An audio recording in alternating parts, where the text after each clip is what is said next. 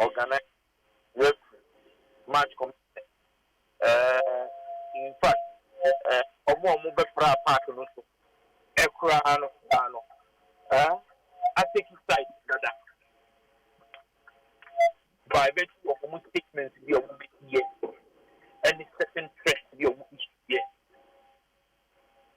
That will not be expected of. And nobody would say and could see that on it. Yeah, say bring me why out. You will be for more and now we share a course. 26 August. Any panel for the Brana, Professor Bum, Albert Wayu, Brana, the level of threat and your consequences expected now. Okra, the era from a the issue of Spain. Meaning, nothing is why. Don't do.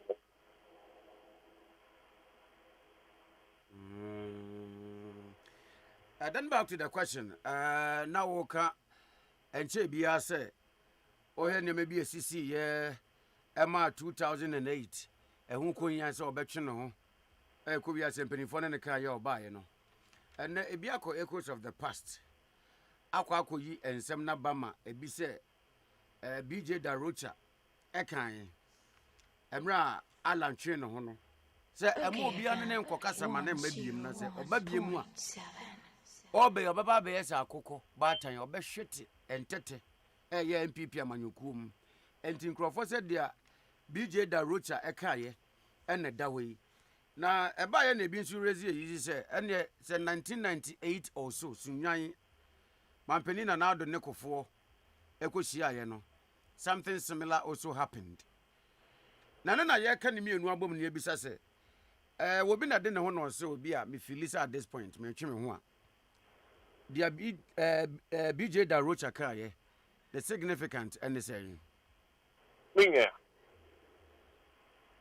DJ Darocha, when you baby call, there was some party debris. Na sa enuma katana yen num bi ekipan na first line na omupef what say the clear import and I'm quote the clear import of this passage is that he Mr. Strip has in mind a national interest superior to that of the political party. Yeah. Wouldn't be having something doing anything.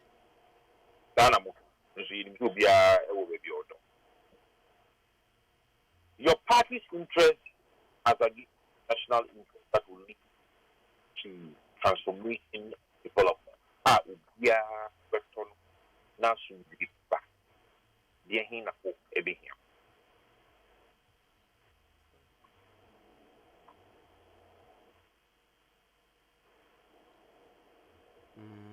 We can be a very rhetorical question. They will say that one will be stuck in something, we didn't cut.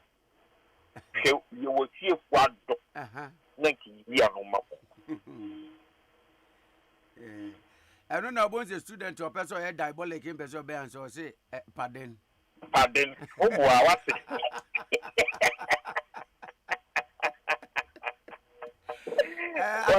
Of your mammy is a yes, and now with the crew away the empire.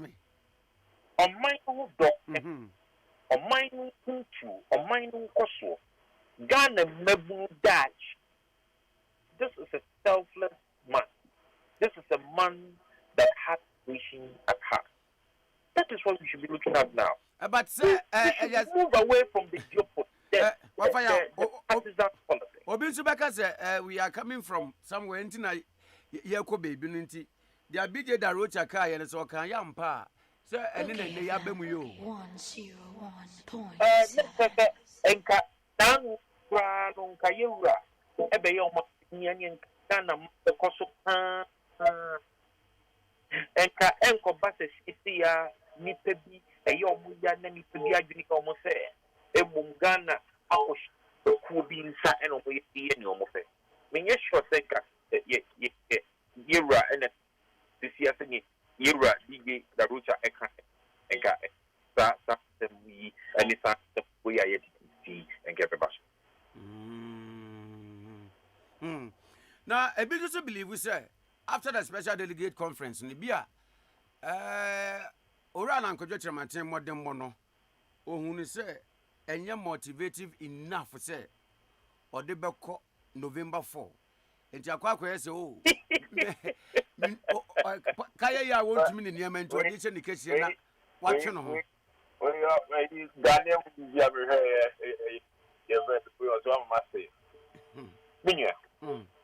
what's the target? One a mass commissioner saying, well, call 66, over 66. When you say obey 10 rules, we treat you no bezutia, why any preservation, or Koyana was it 2 rules, or by a Yimshi or Raho. Only a coach there, one ship, you know, or to be here, or tomato, already whatever. Almost 30 target 90%, 95%. How many? Yet your movie, yet the goal post at home, yet the ball not to goalkeeper and them. Referee, commissioner for Wafam, Boshe, Wabab, Poo. Now, opponents are not to baby, no, the owner of coordinate. You know. Dear Nani Equaquity, dear Equaquity, and say, you see, a mobile 5 4. Ye Bequaco is totally 17 5. And you get Brown and Kyerematen, no 5 on 1. No, come. Now, first round of the Pajo, you will win and you will lose. First round of Mukas will be 50% plus 1. And did you know? Na ya kwe no kakra anra after oni o mamunu kasa wiye no issues bi a erupt ye baako from the headquarters of the NPP calming their supporters down and echire yi ne de ba biem no say party member bia onim a ode no bekwa akobo alanjoin kojo Kyerematen no and ye twawasu ono nyame nko efiri I think that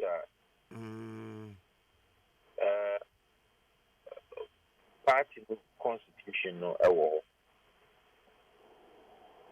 enya yenim Ghana enya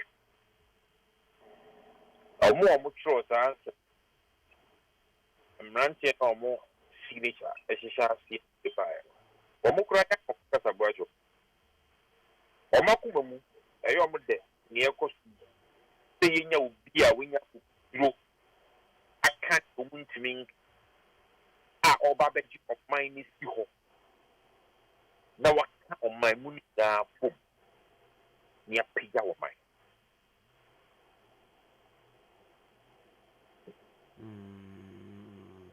and then again for Alan John Kyerematen to say no commitment and dedication to the party since time immemorial na no feel say and yet appreciated and because the writings were on the wall, especially when Obiti say Paula Foko and Kwabneji Japan here were Musuma ya but almost some by a do more fast and it was a clear indication and Nanka was a set an alarm to Royal Uncle Kyerematen Nanka or to know for Sabreno. And Cabanasanka, one China Mrs. Abria Cameras and Yamaya Jinsim.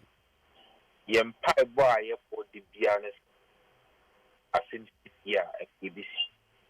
Nankia for you. What yet? Asem a bit at KBC. Nankia for your name. Now, that's nothing. Name mistake back the on the changing it. Yunani, as I'm a Brian, my Yena, Yena, okay. Now, on the mic, you grab what you say. A bus idea saying we had hope. We had some conviction. Say, and maybe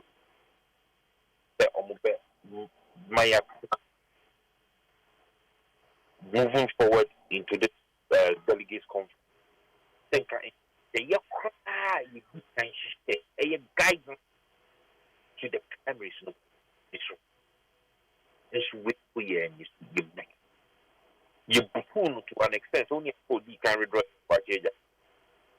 He said, say he was refraining from the why? Because yeah, can't be and yeah, no, I think the one is the year 1 that go for people done in a bunicata.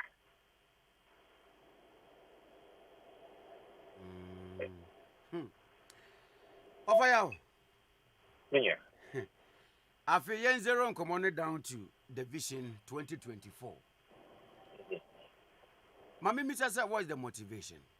Alan Nenya said, in the politics of Ghana, an independent candidate will free the ruling political party mo or enyina so when is wadunu wakukudru se oba na omambe ade up to the numbers keke obewini presidential seats. Motivation if So yeah, status yeah, were and maybe those. Ebunu susu nyomunya eye hope nyomunya eye ejuma nyomunya eye almost security almost bimbo and it's a kind of a fun and to my face. The Alan Stars here or share no assessing. He holds all of these qualities. Now, Abia can say quasi of the mount Efra indeed.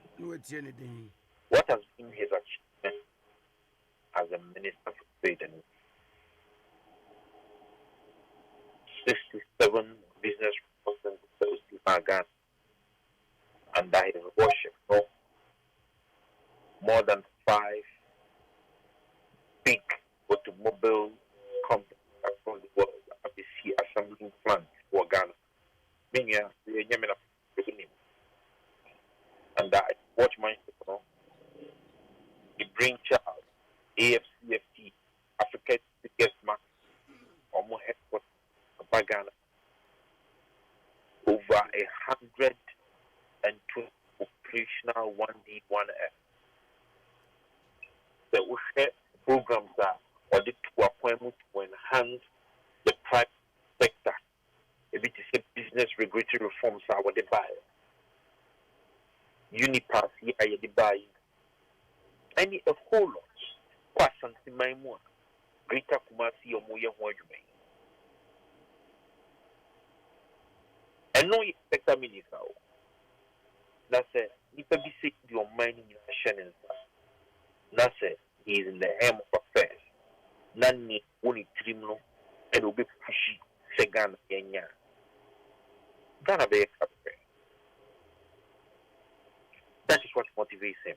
Okay, FM. The youth of this country is what motivates him. The belief and the trust are a and they're motivating us. The belief and the trust are the business community and captains industry. People would move and they're motivating us. The belief and the trust are international community and woman the respect and they're motivating us. The belief and the trust are the work. It will move into the program. One of my jobs and they're motivating us. Now, when you know, the National Communications Officer for the National Democratic Congress, NDC, Sami Jemfise, Alan and yet competitive alternative to the ruling party.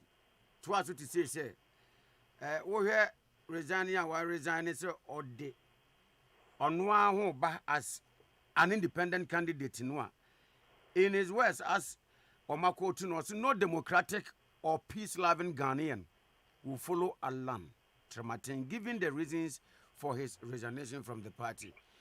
What has me say here? Obeyano say. Winya. Omo person omo kina attitude is omo be. Omo aga o ho bra ira. Omo fanya na oda o get ira la situation. Omo fanya na o and with an unblemished situation. Mekai from some infina was say time as a student. Are you a language something back here? Would give the cat a quiet echo shady. Or say, hey, if you don't make a matter once a while, look at the of humility. He himself can that there will be nobody among Homo who is peace loving than God.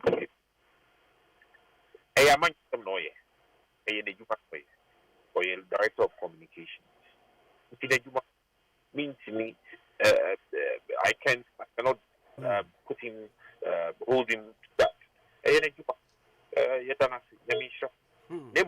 December 7, 2024, Ghanaians would uplift that servant leader, that leader, that leader that brings hope to the nation, and that would be a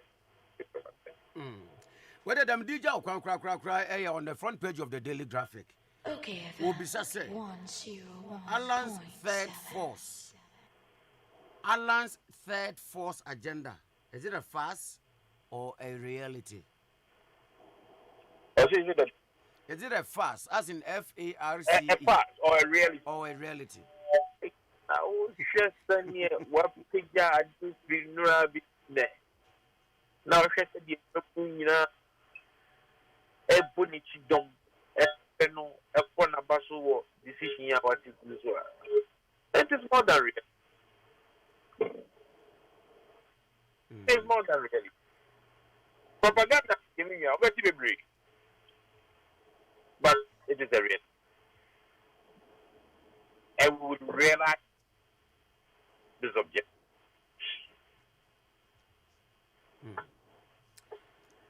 Of I no pay, yeah, that's what that you know, brain.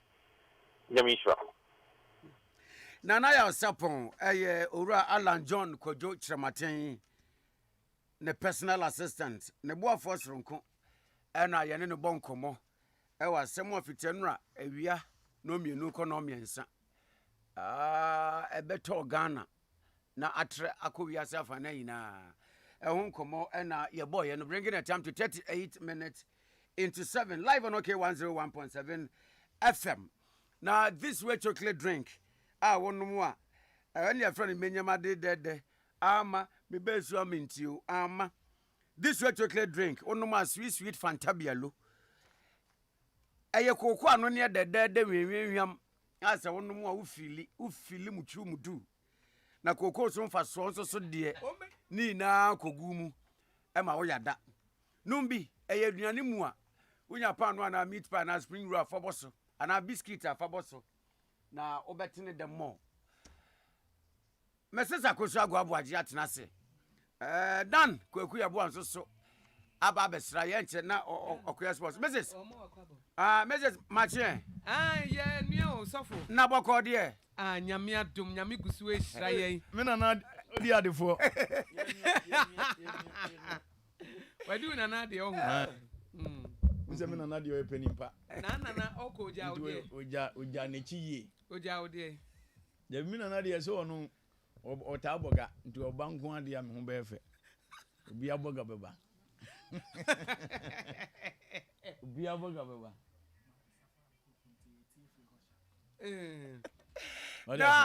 Hey, Asofo. na say money my serious be say. O say. Ati money my serious be Na say. ni munya serious sofo. Eja. Unsa akosua de ono ye women advocate. Nti anope wo hwe video na ye papa alan yere no. Ai said ye. Mo ye mi kunu be ba. Anuma to ye no. Takosua ni Jesus. Yes. I said o si kwame. O video now o mo dia to OKFM. Say enra. Lafso o si support. Alan wie ya o sie free days nso na eno ndo okoti no. Oh, heavy. Mo ye mi kunu be ba. And oh, a beautiful woman. Auntie mo. Obefata first lady won. Oh, no ofe. No ofe. And now na won keka no so e. Na won keka na otum say she's cast in the mode of Admankunadu. Ni edin. Ni edin. Asa omo kase nso ya yepe. Dabi oyet cute. Nuku say nuku ye stout or no ye cute. It's a combination. It's cute in stout. They say the agent so now on so stout.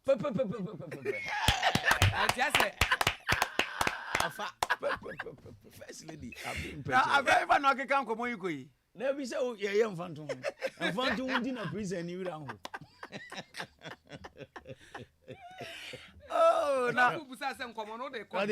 There be say mfanto na menini na ye. Say wo ko nsawoma. Boko na prison ni ba ko su. Osi ninu yakotu na osi ye ma say ye ma 5 years hwe me ba life in prison na 5 na wusu no dey achichi ni re Asofo e wo papers ni na Alan nko a o na DSC muso musei azoka besi I don't feel me so mo hwe me so mo hwe me so he because go me say breaking away in our political history, there are a lot of examples. Guzitando will break away. Yemami Admankunadu will break away. UGM, Rekobrobe will break away. And PPP, Victor Usu Mudia break away bem. And PPP, Dr. Paco Sindum. Now, who says of parties or Bobonina, PPP, then I'm Susu say. Ombe one as any rally no year was second. They be sending by a back. Omo yi t-shirt ni cash ni wie no. Yes we ni back radio ko two supporters na. Say omo ma gigi t-shirt ni so ayi no. Scan e bi omo internet ni ho omo ho yi kra ye ni. Nti o se ogina car no so no se. Me ka da PPP a wonje do pre papa prekun. To team PPP o se pa ko esi pata pa.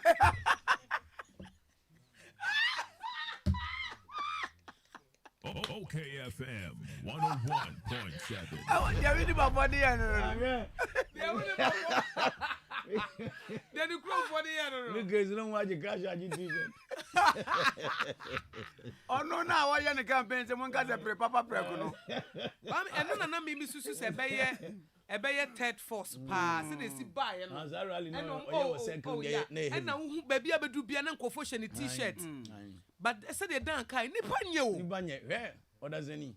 Then nipa nye o. Who is some more boating? Enti when common na besi say enti asese Alan chances ah.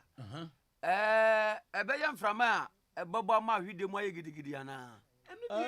Anu dia I say dia nipa be di nyame na be kire. Oh dabi akra mu betumi because we say so fu kira bosom from nowhere. And what the Ghana Union movement gum by. The first time I appear on ballot paper, I got to Aba. So what did Ted? Now, about what they to know when the first, why you tell the end.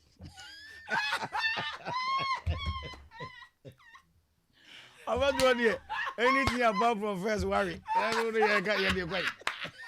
I do. I say, now to buy any of them say, who did Ted in the speaker?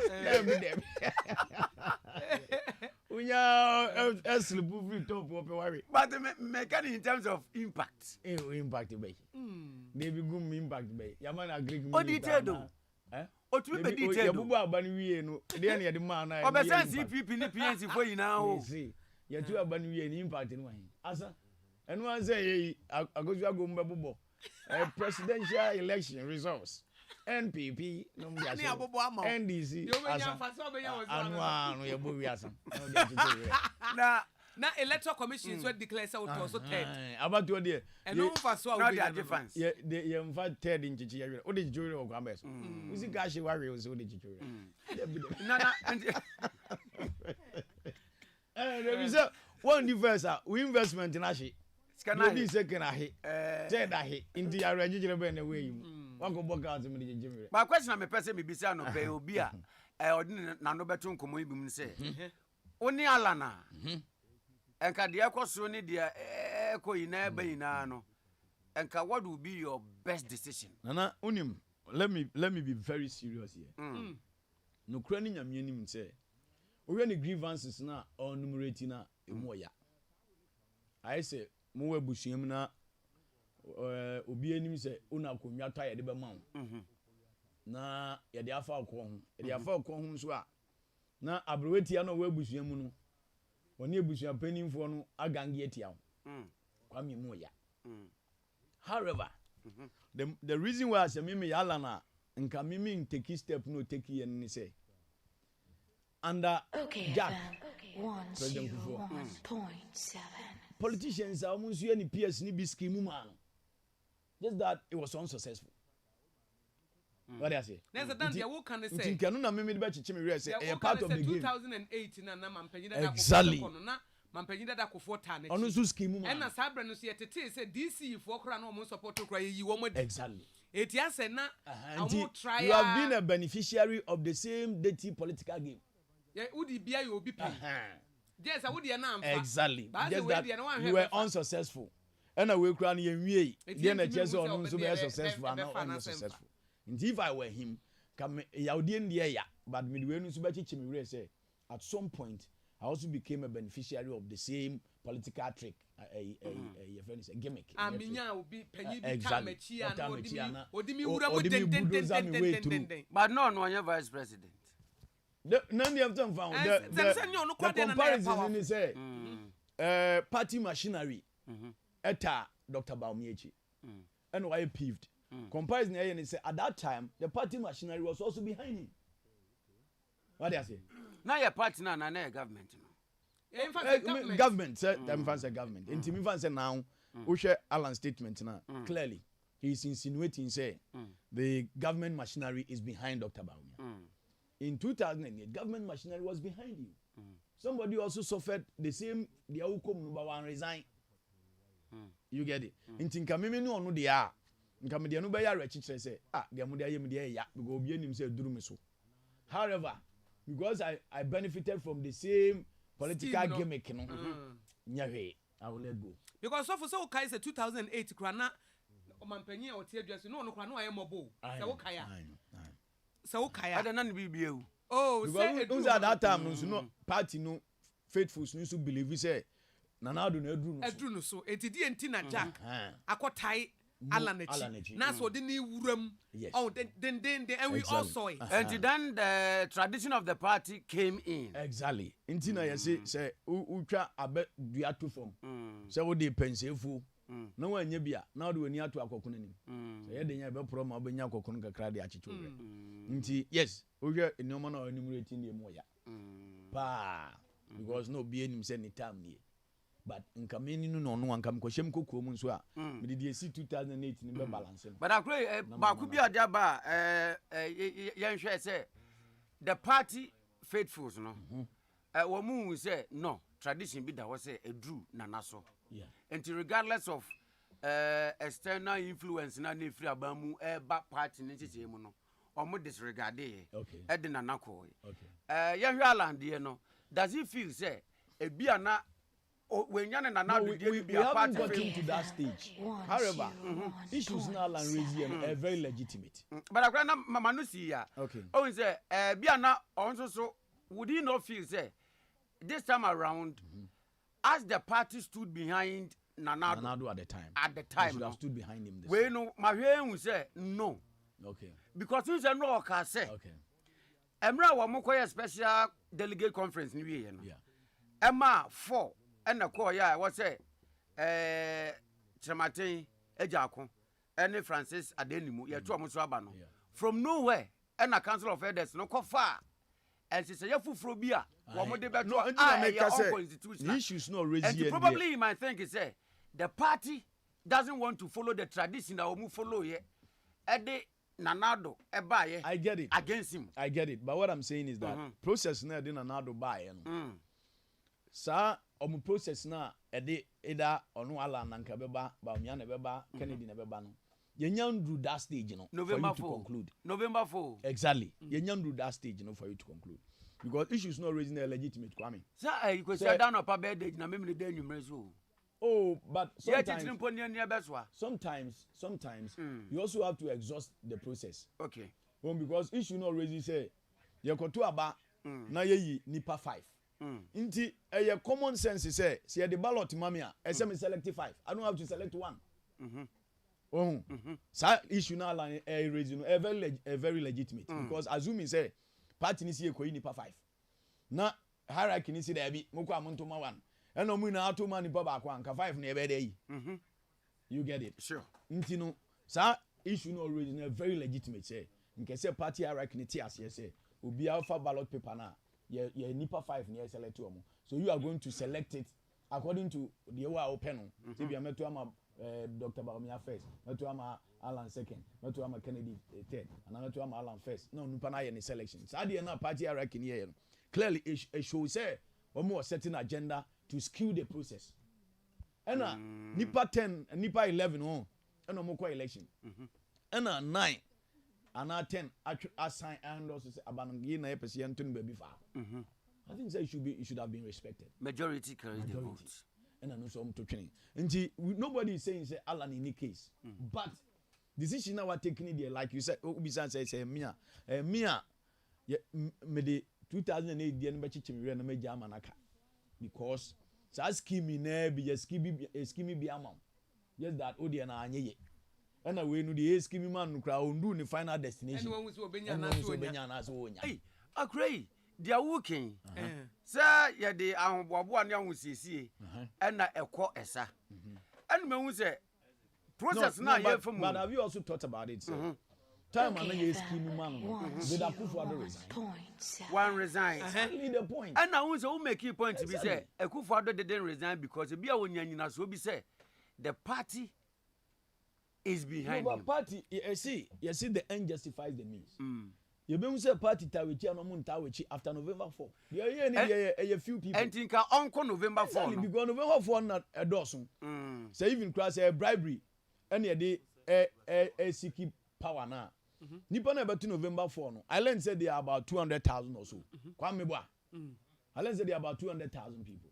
Over 200,000. I don't think anybody can bribe that no more.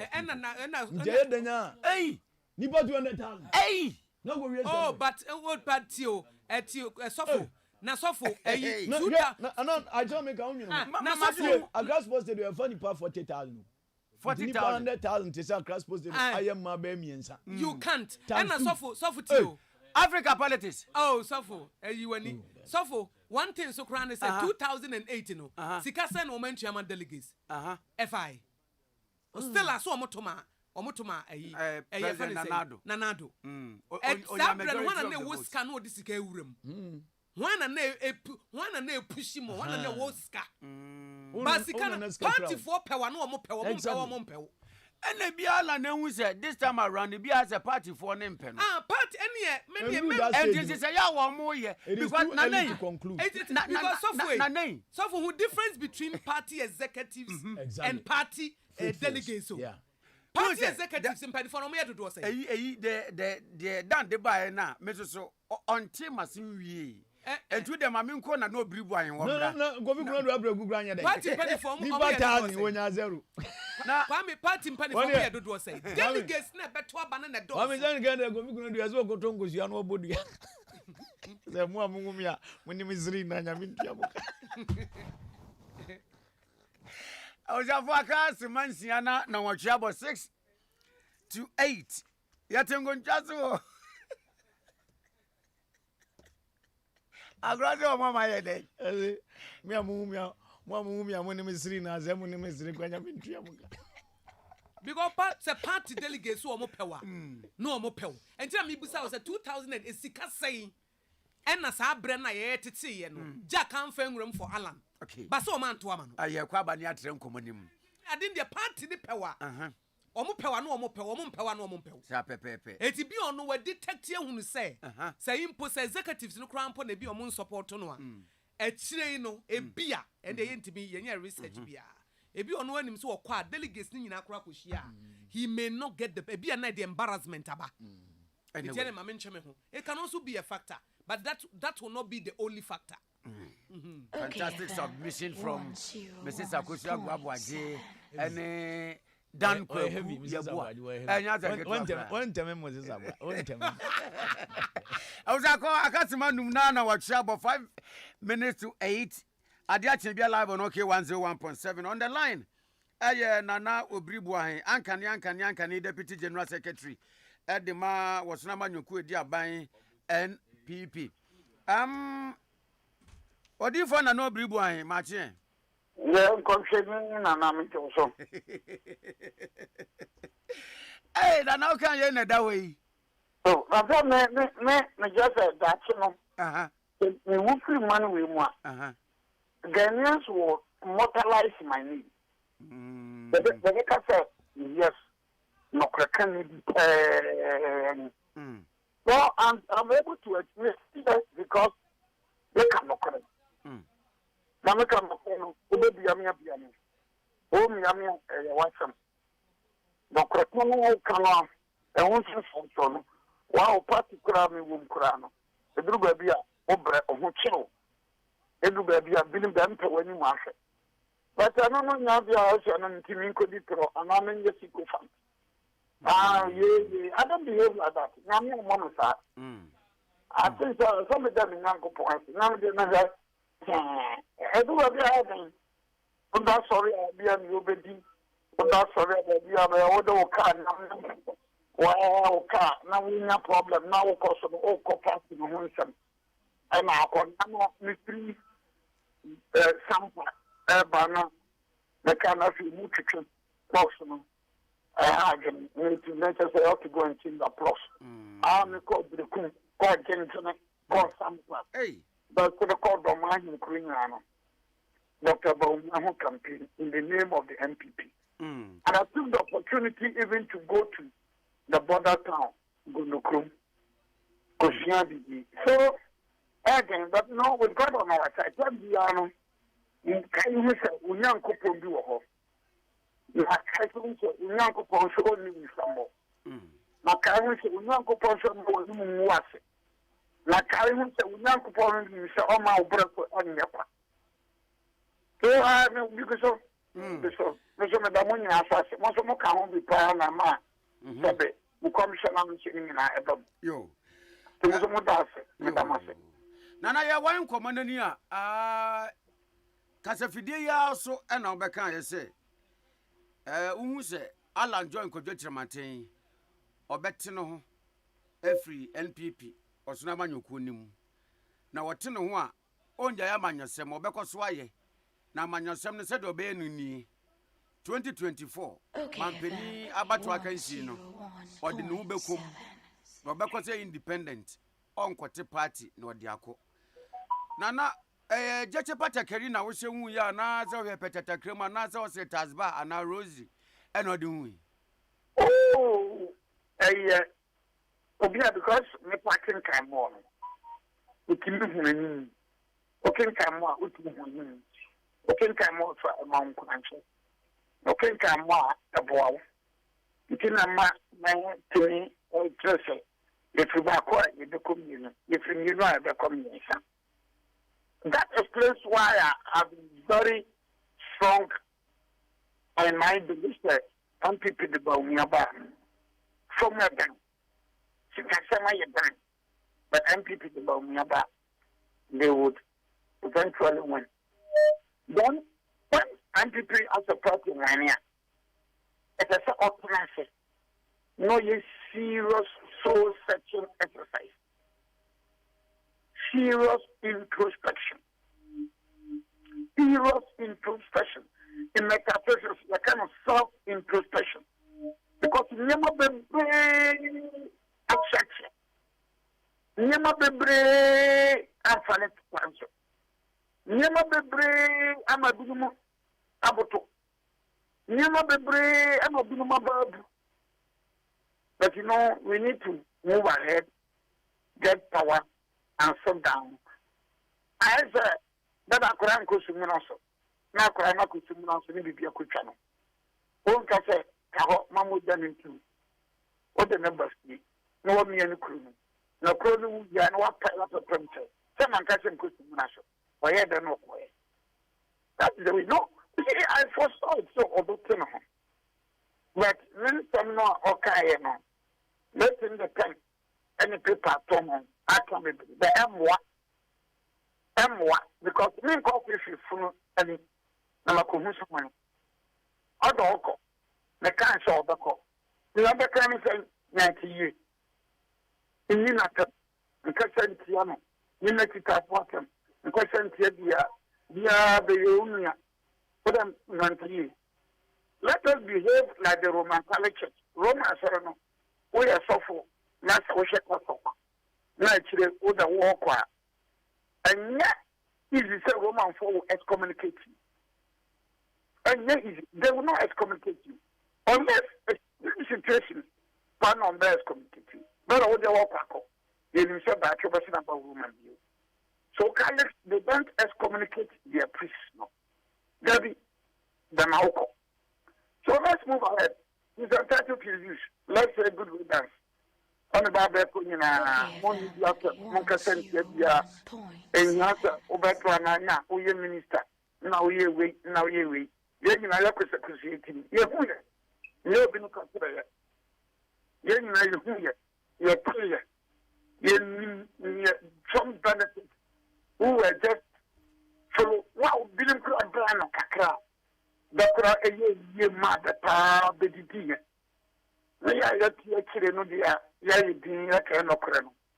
Your teams are basing the bra. So, you don't need to go. This is a human institution. In Nigeria, there was this politician we call Kwankwanso. Kwankwanso was a cabinet minister under Buhari government. Kwankwanso broke away. He formed NNPP. A contested Buhari. A contested Tinubu. On our party, APC offering or contested Tinubu. The Tinubu won. Kwankwanso and Kato independent candidate. He formed a political party. But yet, APC won. If you know the Ghanaian constitution, the dynamics, nobody as independent candidate. The constitution really says that majority of your ministers should be appointed from parliament. And you don't have a political party. How are you going to appoint majority of the ministers like that?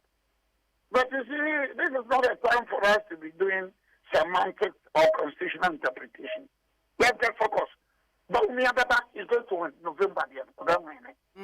Nana, another agenda will be 2024. We go around, we have program of virtue. So, yeah, but we are not on war and merit, but I'm Kobata. But we know we have the man, we have the potential. Nana, beyond the Awoka, yes, sir. Who foresee, sir, Alan, Betchin free NPP Muna, or Beko independent, Aqua contested the presidential seat, no beyond the Awoka, you know. Now, what's answer who say, or Chino Hua, who and Sunsanswa, Benya, our LPP, Amanyoko, no so. No, it do not have effect. And yes, at all. It do not have effect. So the determination of the NPP for now, Baswansu, Baswansu, Baunimu, Baunimu Harry. But one of the Hatchet, Penny, Henning Time, all Hatchet, Henning Time. Oh, simple sometimes, never be as a Kosua and Kosu. Never be as a day of Banye. No, we are not be as a more exhibit or more exhibit. Because I'm the clear of for now. Because I'm before that you problems, but yes, it's a bra. No, I would be in a training at the Tinkram. Yes, it's an obedient anyone to Tinkram. Let's hold our hands together. Then you could do fear. Not the only way when you're going to fear. So I foresaw it not serious effective here. Because be better and all coming. But the connection Kurana and Usa, you could have the Abana, one who could let them on Toman. And this time, the structures we are going to put in place, the message we are going to relate to the electorate, the body language, the demeanor, and the person I wasn't about the aura. Alex will tell you aura. I was a Roman for the draw Yeshua. And I'm married. I'm by the to Russia. So when we say we will be here. And John, the friend aura. You probably have about aura, no, at anything which you are. Everything aura, no, so own when I'm one. Come on, one cow. Nipa na yɛ de ne ba no awura na atwa nti wo kanku no wo NDC kura obɛpɛ n'asɛm wo CPP obɛpɛ n'asɛm wo yɛ businessman obɛpɛ n'asɛm wo yɛ farmer obɛpɛ n'asɛm wo yɛ man obɛpɛ n'asɛm character na no de ba no character ni nyana na de ne ba no awura na atwa ne wo kanku no one minister de nkura wa bɔ poster de nkura wa hu na wo sɛ obri bɔ nyaham obri bwana ko wura wuya mapa abia nka beto TMP dan so obri bwana wura obi ba idea we show obri bwana kasa we show obri bwana body language we show obri bwana how is down to earth na ni na odana ba no so no or your how is down to earth your body language na kasa obri bwana ono ni aba unyama ham nti anyeshe meto ama so we are going to cross the Red Sea. We would the political Red Sea. I am going to cross it with my brother. And no, victory will be ours. Okay. No, I can't say good riddance. No, Bianca said Ethiopia, and no, maybe yes, Debbie. You're no swan, young kiddo. You're no swan, young kiddo. Unyana, a unia. Say, no, you, the Yenia, almost an you, the Yenia. You're no swan, young kiddo. You're no swan in you. There no swan in here. Who come to let the trunk? But tobacco, baby, I'm that. And then I want you. So, please, United we stand divided before. You're your party. Ojakoye, a children. The record will get broke away. And a children about power. Obenya a very juicy position. The record will be the walk away. A children about power. Obenya juicy position. Very. Alaji Musa in 2000 before the diamond account before tuning and around that the Musa account before the big Biana Alaji Musa and so Alaji Musa in 2000 with Johnny MPP coined this no governance is the near campaign eventually one could focus to power Alaji Musa Yarian before one by my sponsor no India man question of me the person can he speaks. The politics of this country is replete some of this. Though but somewhere they broke away. That NDC one. That the man can do 2012. They broke away. But the NDC one. They were the other man. I one of Christian. I one of Christian. Yes, now they can have some. They can have back of them. No. Would that affect the fortunes of Bauma? Certainly no. And that's a journey you'll be. And I get you, and I will master. Certainly no. Certainly no. Love look for us. Welcome, Bauma. Welcome, I can be out. Maybe I can. Because it will be a quitia. In fact, I'm showing you deputy. Now, what is the most question you're happy? Now, one is I'm going to show you. It is a human institution. With your Mr. Other Prince Charles, I think, will be the overall transformer doesn't be. I think awake. Now, wait to hear an interview say, son of the man enough for all of who's learning that. But hey, oh, we learning that. I don't have a mom crumb. Look at him or Buckingham Palace. If you have a call him. Prince as a phone who's nearly done. On a crown of things about one thing. That is a young BBBR. So please, let's hold our hands together. Let's get organized. In November, we are going to win. The major issue will be December 2024. Yankopon Abusanda boy, another boy, issue Machem, many Abosom, some for mosque, Quran, Bible, Baba Gita. Let them go home song. They will all be on our side. And victory is assured. Now, I said the Uncleophobia who say the breaking away of Alan Kyerematen. One, a better 10 people mukakra. Two, I hear the division. Abba party in the Montesono. Who be bizarre? I don't like. All I do. Okay. Division. 101.7. No, is it? Certainly, Yebenya Nipebiwo Amanyoko Numua, or more aligned to him. I be a lawyer to him. They will want to follow him wherever he goes. And no car can be a part in penny for the ye abba. Say, Obibia, on better say, be a wedding at Tibiano. Ye you from Manyoko forever and ever. But we have my way. Can catch a party for some of the monk.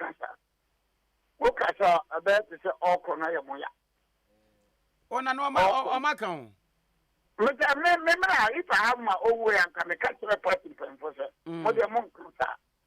I will do better, sir. More corner. All corner, Moyana. Think I'll be encouraged, General. What are we say? Over one answer. Nice. Overcome idea, sorry. Oh, I was on them, crab, the cabinet, I shall have a sort of work. Over one year. One should have our idea. Overcome Roma, sorry. No better go get the dinner. Overcome Papa, so be the Chira. Oh, cousin, the child of Crabson. What are we? The over now, all the own time over to Moja. Would you more than about the Okonga, a son, then more crab, so now I don't know. People come to be a what are you quiet? Many things that they say, who are being let you be who are your baby. This one publicly, and so begging all kind of publicly, and so begging. So then people should be flexible. Then people should take it to second way. Say, Sapim Conde, Apim the Bachelor. Apim Conde, Apim the Bachelor. That attitude should also take itself. Every year, the best man has also only be any problems until now. Why? Because it's all through Macron. That's the best in the gap. That possibility is there. That's the best they will come and fill the gap. That possibility is there. You know, interpretation is the Emma and Ra. It would be but Alan, everybody have yes of you. Abaka 70 from Pesa will be an office in the Bada party. No. What was Alan? Everybody have yes of a source and no, look at the interpretation somebody has placed on this resignation at Sinani Jungo yesterday. That interpretation. So, with that interpretation, because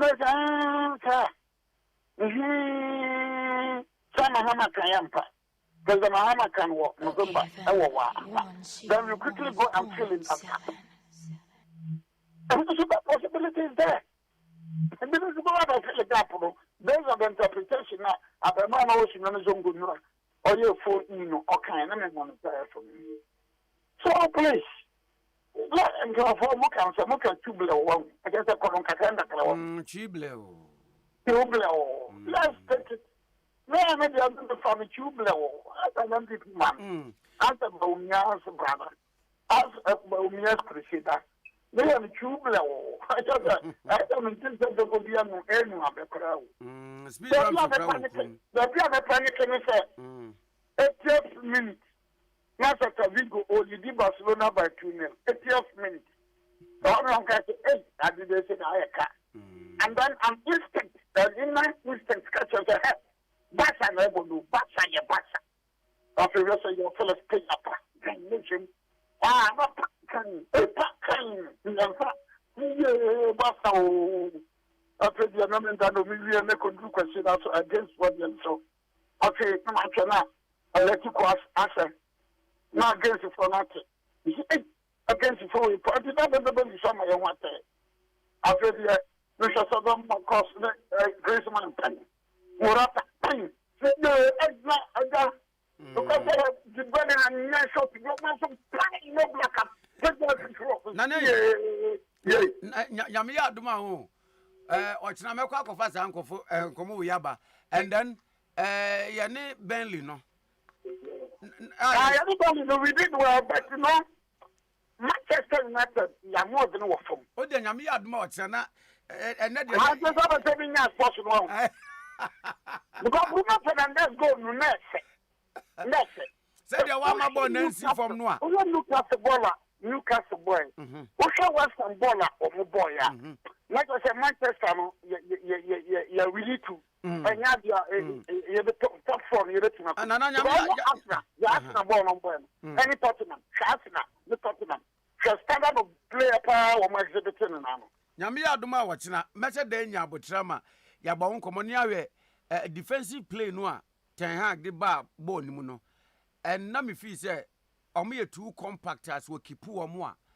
With 1 or 2 additions, because almost recovery rate, it was perfect. No be each other's keeper, and can regardless of strikers are not Bentley Kuta no or still, or meant to me and penetrate. Yamiad much, you okay. I know. So, which is out of the bottom of the so, Antonia can so, and then someone says is going as an independent candidate. Some have been urging 1979. In 1979, 2 political parties, PFP, UNC, Tauli, the 2. Contemporary go as independent candidates. So the facts, the dynamics, the issues are not the same. In 1979, when the core primary superdelegate now called, and I would talk to me. I thought it and said, no. Don't give me talk to me, no. But that's what I said it. I said, I'm back. And also, kind. Yeah. The culture, yeah. No, I'll say, yeah. No, it's not kind of cool. Everybody did it. When I said that to me, and then they were accusing Abu Bakr Sadiq to keep reaching. By no voice war. Now, I'm not going to play no one. I'll bring no voice, sir. But I should have known that within a backyard in Ashanti region. No, you should have known that I'm going to meet the 4 out. So it would have been a hero.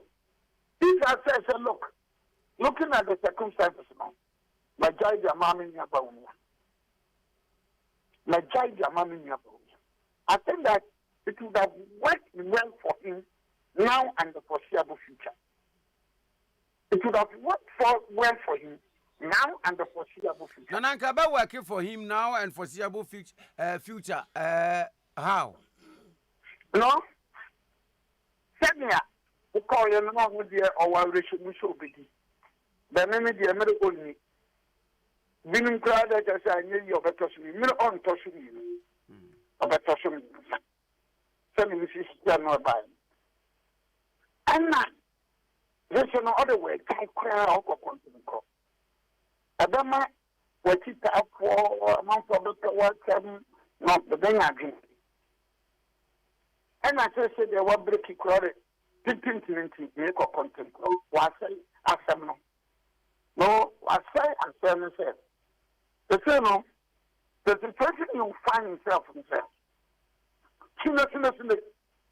The unlikely is that the occasion of number MPP you are. I doubt if the MPP was something. They will not.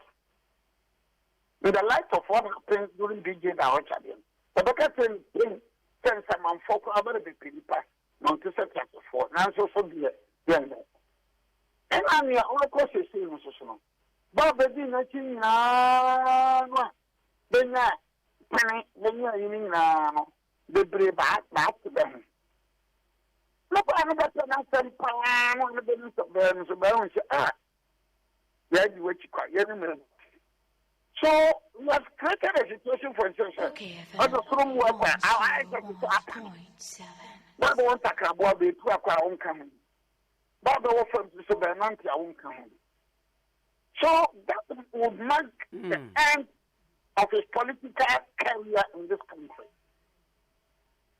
And I'm one with you. Okay. And I'm one with you. Exactly. But now circumstances is going to win. I'm quite new cry. So the presidential you follow a background on quite new cry. So 1, 2, 3, and again, but he's a big brother. He's a good friend. He's a big brother. I respect him. No. But I just said, how people follow the mother motto? Oh, mother motto cry. More motto. I mean, according to what I know, taking. But so now open a minimum Cassacha and come under my program. We are abandoning Cassanche. I don't know. And yet, I am interested in making sure that my brother Bomian becomes the winner in November. And that is I don't think some of them who say wouldn't be. I thought about someone said that my match. We said that mountain with you. There been another way the amount match pass. So can you answer? Baby, Nanya does not pay. Because I told my mom and my child, we have to say, someone can make political agenda and when I come to coach. You know, because a mom and my child. No, but we are going to win. Yes, I just show me shoe. Sequential Mushu, Bonimania, Yado, Bito, and Kyerematen. The starting point here, but we are going to win. My brother is going to win. Yeah, that's not pay. What's on about it?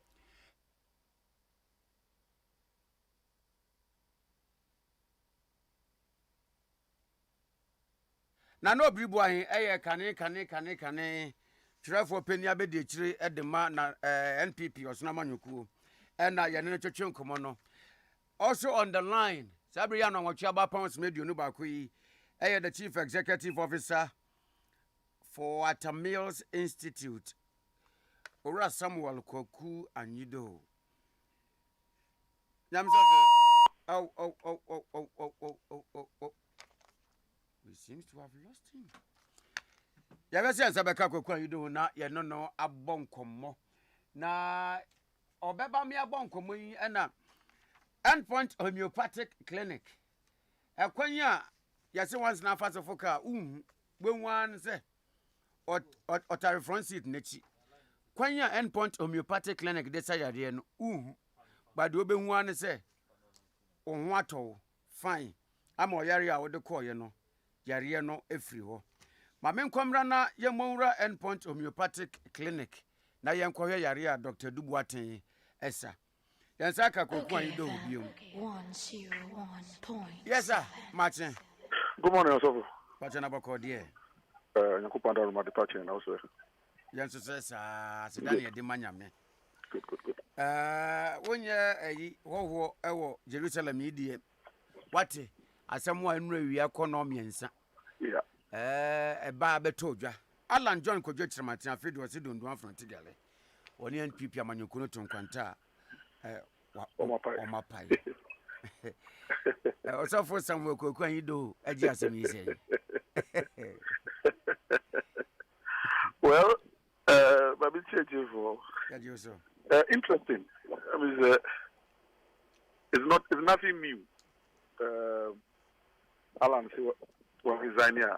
We're the first time I say we're resigning, and I'm doing this from a purely professional communication point of view, from a functional sociological point of view, and then the broader analysis. So Alan Kyerematen were resigning from the MPP. First of all, the shows the Okodom MPP will be on Fahoma anti-train the con. Yanfa maka abankaba and Shenisa and Anthony Sisi say the senior Okodom MPP. Uti na say young executive forum be and now 4 more years at the time. So out of his own volition, under no compulsion, and Okodom MPP. Brilliant. If how many years down the line, 32 years down the line, and now less than that, the same human being wakes up and says, I don't want to join the MPP again, I've moved on. Big deal. Life goes on. Life goes on. So for me, it is not a major crisis. Yes, it's an issue, but it's not a crisis. And there's a difference between an issue and a crisis. Yeah, the pandemic. Ansania better see call ye and soon so near Trasam. Mammy, Mr. Say, the prevailing circumstances, no, never so over before the superdelegate conference, during the superdelegate conference, afterwards, they see Emma Beccasaye. Any they are not able boba, and in some one not day in and day out ever. What perceive we say? A time will come. Obey to Sana Mudia Babetuja. You see, Nipa 10 and I'm not more prayer there. Nipa do. As a quarter for do not Nankupon Samoyaria. Bakupe the Kodan Nankupon. It's Nipa do and a prayer there. And now. Around one, nipa enum free mo. Meka nipa enum free mo. Mamemfa nidie obu kese Emma Boache Ejako. From a political analysis point of view, let me say, Sir Alan Aseme okay. Jama Boache Ejako enedi kankai. But what did he say? He said, I am unable to participate because I perceive XYZ, XYZ, XYZ. So I'm stepping out. I wish the party well. Let's move on. Political maturity, political savviness. That is what I credit to Boache Ejako. Look, okay, they do. To the extent that I see no criticism or the nepe, it was deliberate provocation. Let's push Koku out of the NDC. Let us force him to hold a press conference and say he has left the NDC. Do you know what that would have done to my political career? It was a deliberate provocation from Asedun Kitia. On far Mrakwenbiaso. Of course, that is why subsequently Amaliba, the then director of legal, Edibet Twabom Ting Pefe, as far as he is concerned, director of legal. Obian Pampokwanyi free NDC. We're still a member of the NDC. Of course, fast forward. It's in a director of legal because of Kanokre. Anyway, let's go back to the Alan issue. So, Alan, you also have issues. And I'm say we all react differently. But Alan, he has a sense of entitlement. And the entitlement mentality, Ama Alan, Ede Ahoma, Achisene Kong politically, and Nora Mankasa Kain, in the biography, sorry, the obituary. And said that we'll see anyone. So in English language, yesterday, Alan Kyerematen consciously and deliberately committed political suicide. But he read his obituary before tying the noose around his neck and burying himself. And he saying, this sense of entitlement is not going to help you, Alan. 2008, and I say, President Kufuor, Alan, Sebeo, Tafribe na un tafri wa MPP mo. Tafribe na wala un tafri MPP mo. President Kufuor, Kiji also. Oh, Tata, pampered son, pampered child, pampered minister, Ubedi Awedi. Niye kukuru dia ko US, wakudi ambassador, His Excellency na flag. I'm say Jama honum no US honum ne say Alan. Sa flag nana e won e kana enima onama papa. His Excellency, His Excellency, His Excellency. And then they say Alan. That was why Alan got overbumped. And the people it seemed that as our flag were damn anymore US no. A bit damn anymore Ghana by all means. And he said 2008, Legona. Okay, FM.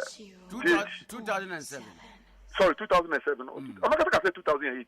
When I heard him yesterday, he said 2008 was when he left the party. So the Congress may have been in 2007. Sure. But he waited some time, 2008, then he left. That's right. Good. It's just like this one. So he doesn't live on the spur of the moment.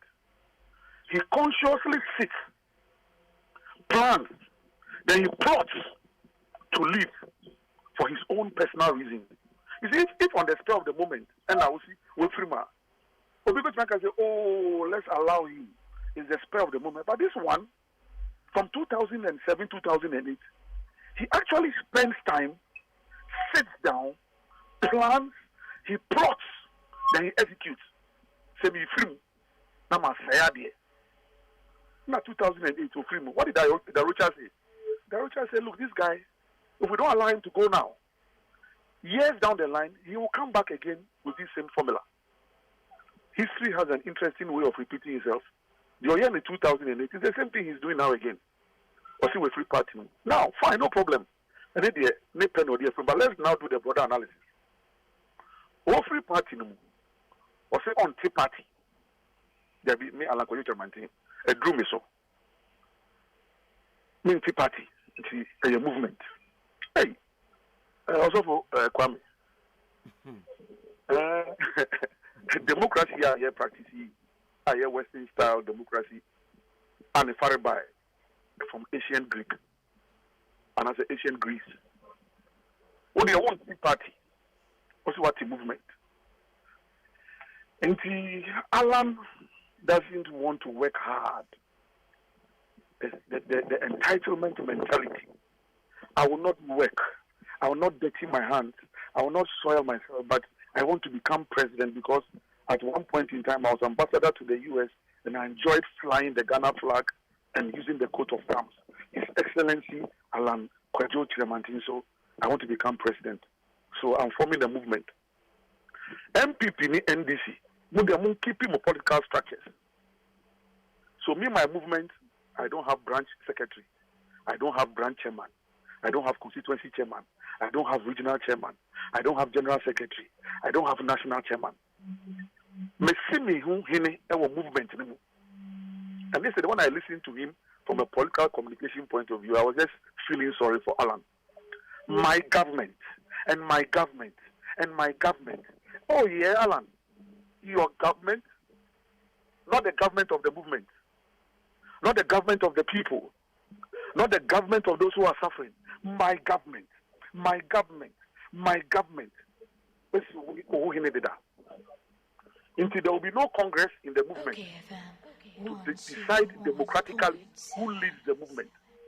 He has imposed himself on the movement. He has already formed his government in his mind.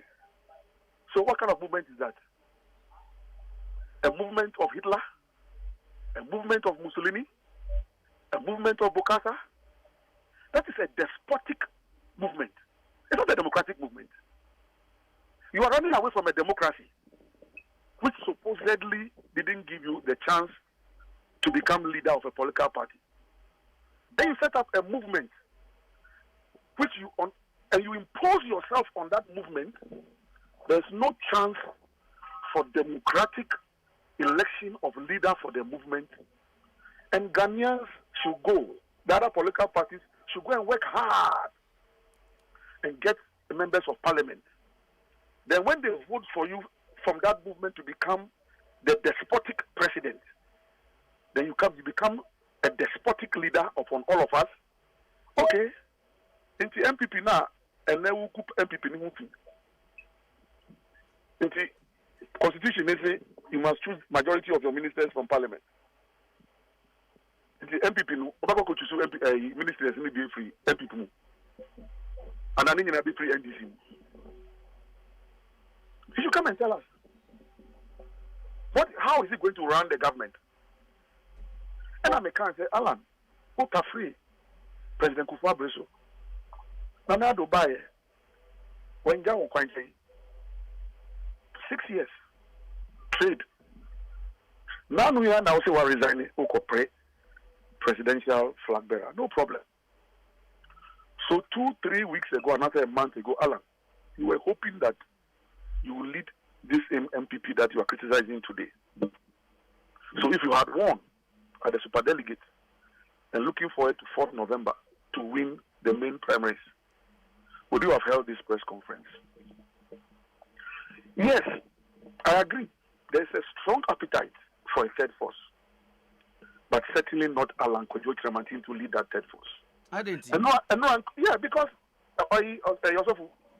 And I mean, we didn't come from the Ghana Pentecostal Council, Charismatic Council. Yes, so there's some appetite for a third force. But Alan, said, if you, Alan, you have discovered the appetite for the third force. And Amika said, you, just 2 months ago, you wanted to lead the MPP. You didn't get it. And President Akufo-Addo Mao ministerial appointment 2017, and after 2017, and also Membe, because you had this vision. By now, maybe you would have reformed yourself or transformed yourself, or say transformational leadership. But Alan, how do you convince me that you have transformed overnight just because Ade Akye Abia you have become a transformational person? It doesn't wash with me. So, then again, Abako said, the history has an interesting way of repeating itself.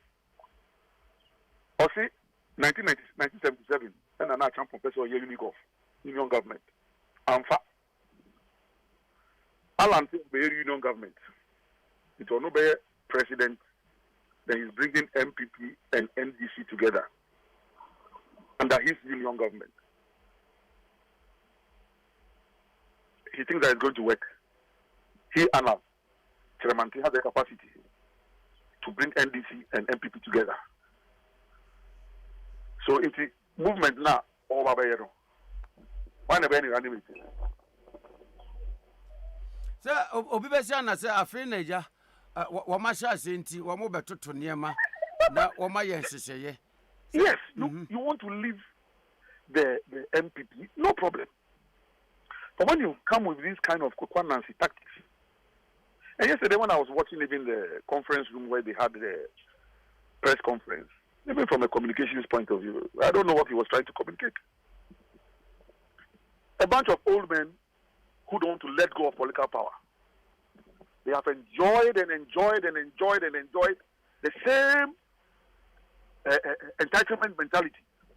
So they think they want political power again. And who is going to give them? And when he was talking about the youth who were on the street, yes, these youth are angry. You think that you can cash in on that anger, and the youth are not discerning enough, that the youth don't want to lead themselves, and it's you, Alan, they want to lead them. What are you talking about? So another bunch of old men pack themselves in a very expensive hotel. Some moving people in a bit go and hold this press conference because they want political power again. For their own selfish ends. They don't want to let go of power. They are not grooming people to take over from them. And Alan Baye press conference, like I said, look, I'm stepping down, but I've identified 2-3 young people across the political divide. Near Freomu, Bema Baku, or Babaku, that I am presenting these people to you as the front of my movement.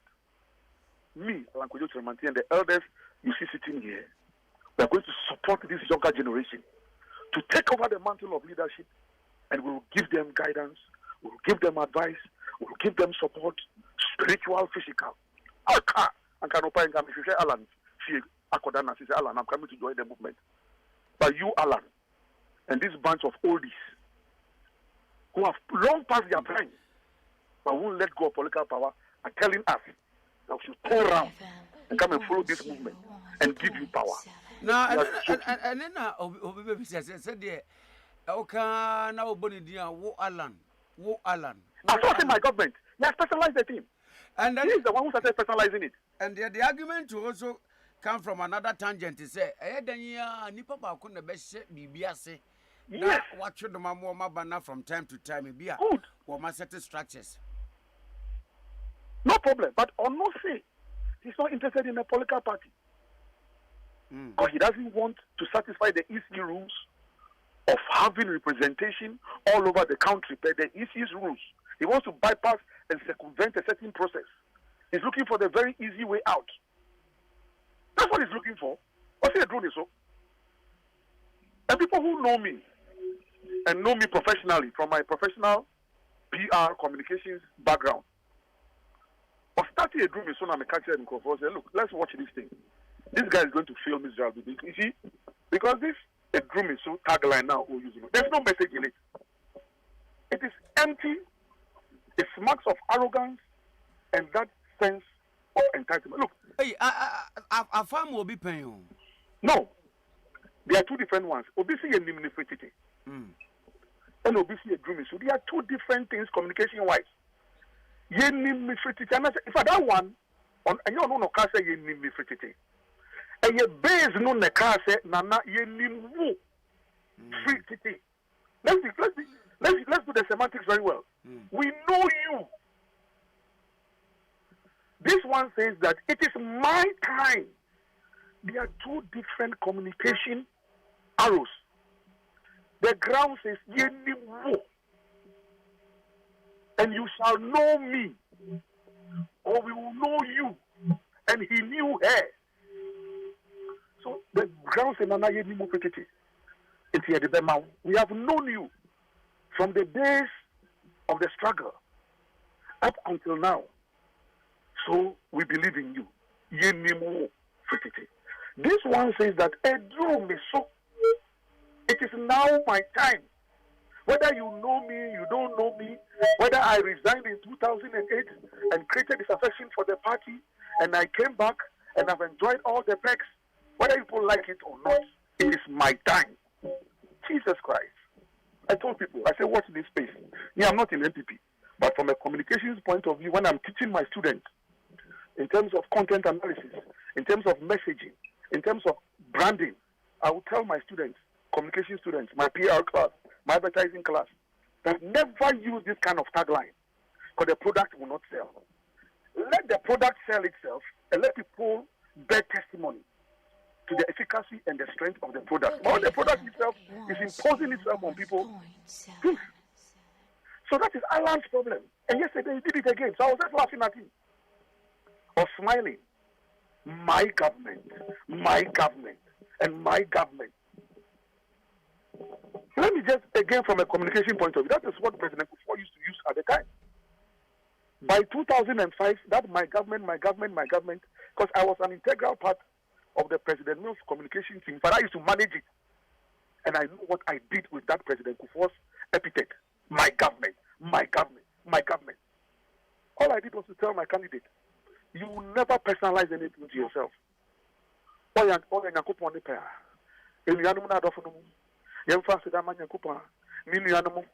brothers and my sisters, get people to be on board. Don't be ahead of them. Work together, arm in arms. That is the art of political communication. And talking about communication, yesterday I respect the release from Justin Kodia from the party headquarters. That is political communication. What did he say? Party members, remain calm. Tomorrow, Tuesday, we shall address the issue. So today is Tuesday, and they say 2 o'clock. My only free communication advice, I don't know who is listening, I don't care who is listening, but hey, this is Miko Kwanyido, and that's how I work, for free.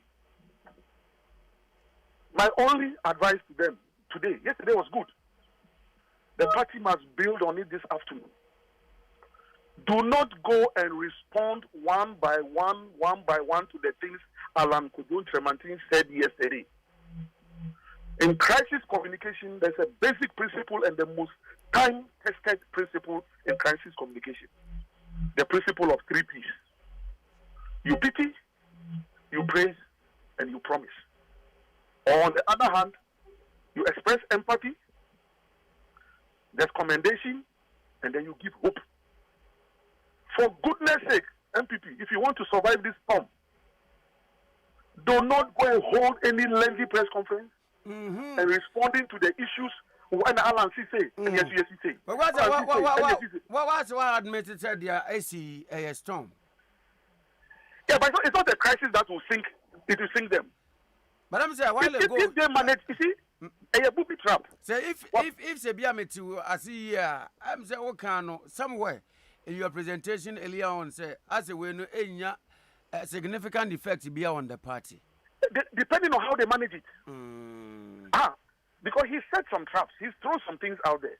If you make a mistake and go and start responding to it one by one, for example, today, all the papers, Graphic Times, everybody's bannering with Alan. Why not? He's made the headlines, he's made the news. Beautiful. if you go and hold a press conference and you're also looking for headlines, and so you go responding to Alan, you'll get the headlines. But can you imagine? Mm-hmm.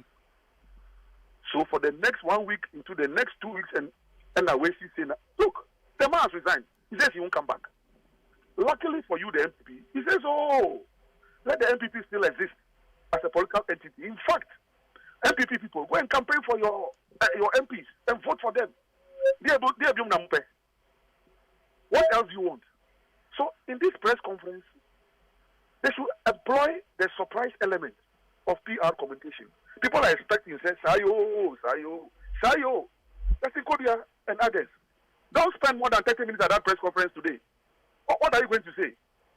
Oh, it's unfortunate Alan has resigned.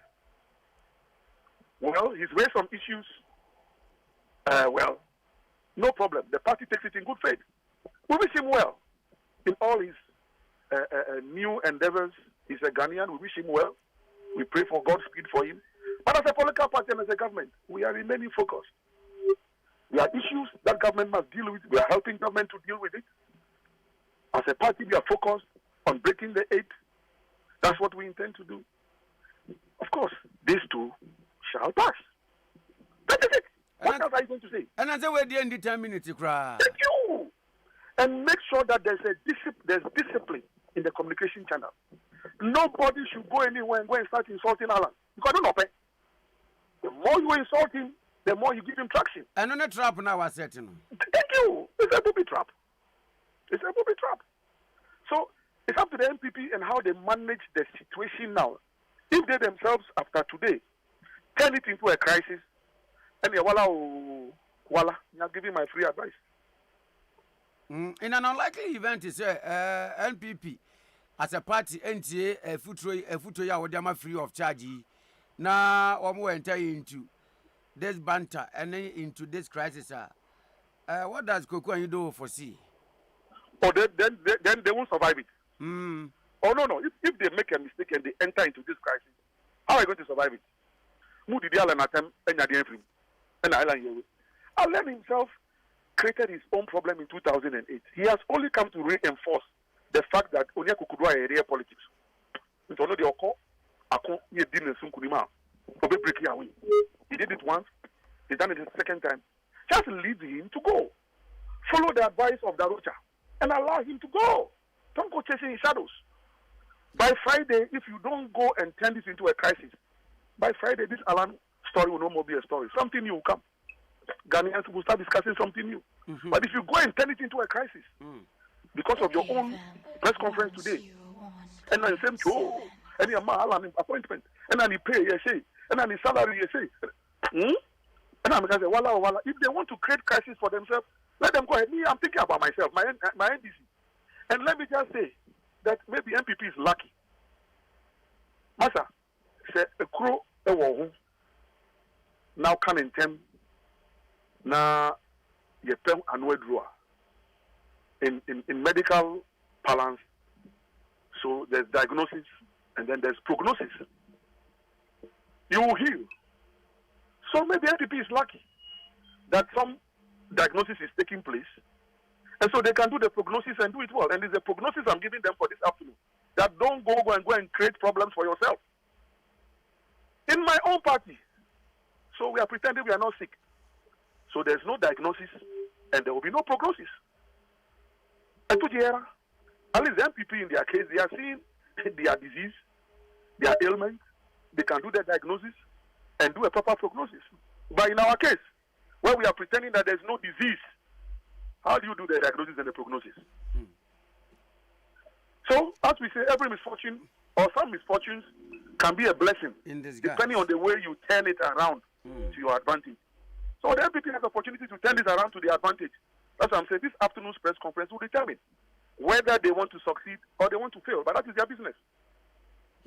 Whether they DJ, given the concerns or enumerated in his presentation, I don't know what they are in a so for the decision taking. No, where they taking you on the spot. Say if some work you do was in the shoes of Alan in the prevailing circumstances, what will be your decision? What are the prevailing circumstances? Yes, that Alan with all his clout. With all his clout and all his verve and all the years that he has spent in the party, he doesn't have access to party leadership. Is that true? He doesn't have access to party leadership. Maybe it's possible he doesn't have access to party leadership. I don't know. And because it is his personal decision. He has taken a decision. But he has taken this decision before. So this is not the first time. He went that one and came back home. When he went that one, he came back. So then another question somebody will ask, Allah Munjano, Obe Samba, or no, the Fusho be no pe, or Yabofra, or Yanga, Yakoped Fusho Kakrebi man or Obe Samba. That's up to him. He's looking for breast milk. He's a crybaby looking for breast milk. If you give him some breast milk, he will come back. I don't know. But I am saying that from my own personal experience, and yesterday we had a long conversation, and I've told you where I found my own new faith. I found what I'm anchoring myself onto. The Josephs, the Daniels, the Shadrach, the Meshach and Abednego, the Paul, the Peters, they suffered persecution. And they didn't give up. Alan has chosen to give up. Oye Bema, Obetumi Edi, Akumbi. So if you make this man commander-in-chief of the Ghana Armed Forces, and there's war, he will have the strength to be behind our Ghana Armed Forces. And as a bibita crazy, because he is facing challenges. He doesn't come to me across as the kind of leader I want to lead Kwame Nkrumah Ghana, and that's my personal opinion. Thank you very much. Have a wonderful day. Ora Samuel Koku Ayidohu, Chief Executive Officer at the Atamils Institute, and Yanena Chichi and Komono. Efa Asamwa Abetofi, was say Yasheka. Now yedi etoye na together as a nation we move forward. Abzaka akasiman krona na nkrumabo 9 minutes to 9. Still Ade Akye Abia on OK 101.7 FM. Yan fast day ni kabia ma radio station say wo omanya fa na nyina munum se brofred de nansen koso edidi enti. Mode montuma bebo Ade Akye Abia dwumedi anu OK FM because ahana Ghana kasa na Ghana tie. Kotofofra wa ba nsuo ma ba beka radio stations awodo a wo mofa dwumedi yi in the cities across Ghana. Mining City Radio. Watakwa. Mining City Radio. Wa se ajuma mantem sika wo. Ya de masepa se mafa dwumedie live. Watakwa ene ne mpotemu. Ade Akye Abia dwumedie we are happy to announce say all the 16 regions of Ghana. New entrant here, Mining City Radio. No, thank you very much. Simonye mujidi ene mo betina kama modumo ababo yenso so mo be hit ba ya tam fidie ni na de aba ho ni aba be yeshu no hwe ye ni agro kra. Lawyer Godwin Eduji Tamaklo Director Legal Affairs at the Machini Amanyoko National Democratic Congress ehejo online no so aye no e bonkomo. Lawyer Machin onunya fonana mu anopa mechiawo ya Josu da wasepa so say wonya brama ye doni brim so oni ye bebo nkomo dia eba enra wie dia asamansan pesi obi atumi to bidi ema eyeye dia bani o ya simo dia ma sase akura to chire ko wie mu bose ndi samanyuku esan say ebe kwa mamo say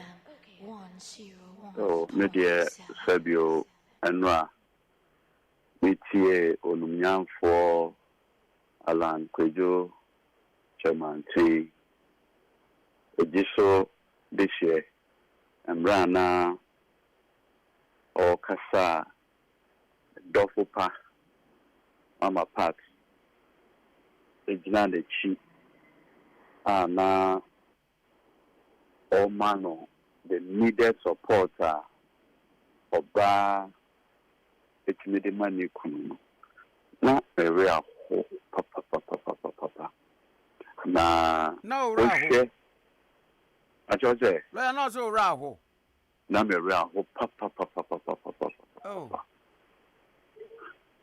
Na Emra, Mitie Alan, the story from the days of the Young Executive Forum. Adia Wayama Manyukui. And Pempensra or the MPP Manyukui Edia Bidu. Na Meshe Sa and Crofo Abopo. Ahitofel for Sambala for Omasiemu Mama Yese Alan dear ye be born in Masi Alan dear ye man say or ye insignificant individual. Na ye man you say when you be a or say no fatano. And I said me real for ye. Hey, now some of you are sitting, Minya. Some of you are sitting, eh? So, Nana Mimi so, Bonnie Ben Pana land, could you Kyerematen? Why? Would you catch me? Let me a bear diama, who account. Minka say, Min show. In the year 2007, in fact, okay. Dr. Ade Kennedy book I watched. Chasing the elephant into the bush. The politics of complacency. There's a chapter, the selection of running mate to Nana Akufo-Addo in 2007-2008. Now, okay, sa book now. Ade Kennedy ma you say, Shebu. Na obi anana do danko Akufo-Addo pekra so on be running mate was Haji Alima, Ghana's ambassador now to US. Sure. No, a local government minister the last term of Akufo-Addo. Yeah. Na Ekoba say OHENENANA Kemo Foriata Ekofa Papa bi Edebai and Oye Vice President Dr. Baumia. Na Ade Kennedy Emma who say, said you, Emra, Yakofa, Baumia, Edebaye no. Na MPP membership card kranu nipi. Or see, na MPP membership card kranu nipi. Meanwhile, MPP constitution say, Obi obetime running mate biano. I just saw a member for 5 years in good standing. Intino, you might would say MPP for call it council meeting or Alisa Hotel. Can you? Call Alisa Hotel no. And giddy. Apparently, Yamami Frema, Yamami Amabusia. It's now move a castle. Bamia Papa Krana. A sorry tia. Ninia Professor Busia. It's on a dear, one penisol. Choboy. Finally, Omkoye send ye. So no nana pair. And ye, you demand a special dispensation. In the council meeting woman, in a Omutu and a more say, we, on nana so pro. It's your money waiver. It's in know him to grant and sign the new membership card at the man in 2007. Now guess what? After that 2007 to 8 and year man waiver no. Not Alan. Dankwa Buzia Club, Young Executive Forum. Then not only the principal financier. Only a compre kunum. Japan, only na no mudo musika at the bois MPP amanyoku. It is a bio, some penasem crana. No created the necessary level playing field, Emano Anna. But shall you? And you can make us a real hope. Because you see, what you are, everything, we make the same thing when this is one. And you be dead. Bra, I no pay. Oh, sorry, what's our bushing of fool? In Wabetina studio or now we Anna. Now, sorry, one morning. Now, Father Dixon was sending you a text message say you have been dismissed. Okay. No courtesy, nothing. How would you feel? Yeah. How would you feel? Very bad. We feel it very bad. And that is how Alan feels. William, look, Alan, could you tell me?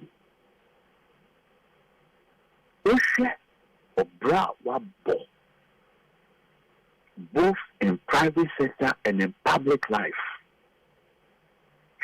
Look, she said, what carrying with modesty. I will cry now, or suit and tie, or shene African print. Come on. Inna Sebio, Odimisika, Nebre, Edia, Bois, Amanyokui, MPP. And do something. And to lawyer, Odika Becca said the commitment, the dedication, and the sacrifice. A drum pen, so be a who say, party no appreciate it. No, completely ignored it. Look, Lilia, Manamu, I want you to reflect on this. You nipa 10 in the call I can see. You nipa 10 in the call I can see. Inna, you mun nine. Ede petition, Ede Abase. Football na ye kwa kobon. Pitch no. Football field no. Yehu say, ensure eguso. Yehu say, potholes our football field no. It is say the organizer of the football game say, yes sir no. On the unfairly potholes no, emaye. But okay, unfairly potholes no emaye. Na ensure na our field no, on green issue no. 9 out of 1 extra petition at the command organizer. Bako de also football field no Monchimonka kran de guswa, ensure kran de guswa, with the mami. Na yako council meeting. Yako council meeting na asama consensus 9 no de ba no. Yesu modie dede moye dede nkwana moye. Mumpe NPP. Not the consensus petitioner 9 natural no. You see, nipa bakono dear no. And then the supersede over the 9. Now, bra, oh yes, Sana, are you creating a level playing field? Okay, I say Ghana Bobo be, I think so, Algeria. Our Mubu is a good partner. Okay, I gave you. I was in a World Cup qualifiers in Mubako. And now, Omuchi, you go, your boys, you do, one moment to me go with him. Okay, I gave you. I bet the pill more time. I bet the pill in more time. Sadiana na MPP for at the bar super delegate conference. Ala, Wache Jako, Akoto. Doctor, Adainimu, Sankofu na any Kwabaje Japan. Una Churo Krata petition the word game at the core. Council members kind petition all right, no mubugu ye. Say it is without merit. Now people no krana. It's of value than normal conscience and my reason. And now, I say, okay, you have respected the decision of the National Council. Into the Ever to Abato. Bra, rules are party nankasa are making for the conduct of the election. For instance, when voting and be sure voting.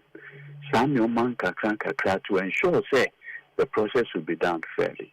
You saw what happened in Northeast. Naridugu SHS. Shedomu ye Alan the supporter. Mugbo Abranti SNNI. Me no say or call treatment at an eye clinic one kind. Hajadin na oye agent Emma Akompre Kennedy Pong. Look, Mame Oba time. The Bono Afrin Marilugu Secondary School. Emma motorbike so no try in the American just to save his life. Simply because Northeast is the stronghold of Baumia. That is his home region. It's not as I say, more treaty the agents of the opponent. What to say? NPP National Council are condemning those acts. Never. Shebu, and this in the agent who NPP ni Bapa. And Kofwa, Omatna ho assume NPP Amanyoku. And I know my agent, Emma Akumpreku, and Alan Kyerematen. Said nobody job. Nipa say me. What and now why is I no more when you now violence? Oh yeah. Now papa, I address a press conference. Oh, we are sending for I could TV, radio show, social media. You could be Alan Kyerematen, and I all say, but you know. And as I'm saying, we crowd walk a camera and such as saying, you go papa you poto because Oma arrange the super delegates in such a way say it will achieve one outcome. Baumia. Now Sebio. So what? And Obano cry, na one find favor. And will be for Abraham Krana. Just said you, there is a way, Obeya, Omanu would say they are worthless. And there's a way you do it. Now, this atrocity, said you, MPP Amanu Kuni na. A supervisor against Alan Kyerematen. Anything a papa no, edi yawo, edi chusana moi. Now look, me dear, honestly, ye me sawo in this moi, and ye me te. It is no matter how you be when people moi, me bet now and glorify no. Gabi, me ye me da because a chance will be the yemia. I can't say. Within a kind, Obi was assembly and uniform. Also, when they came for the Christians, they said, I'm not a Christian. When they came for the Jews, they said, oh, I'm not a Jew. Then they finally came for you, and you had nobody to speak for you. Is that what we want in our democracy? And even our language. Also, look, the NPP that I joined in 1992. It's not the NPP I am seeing today. And that the party has been hijacked by unscrupulous apparatchiks.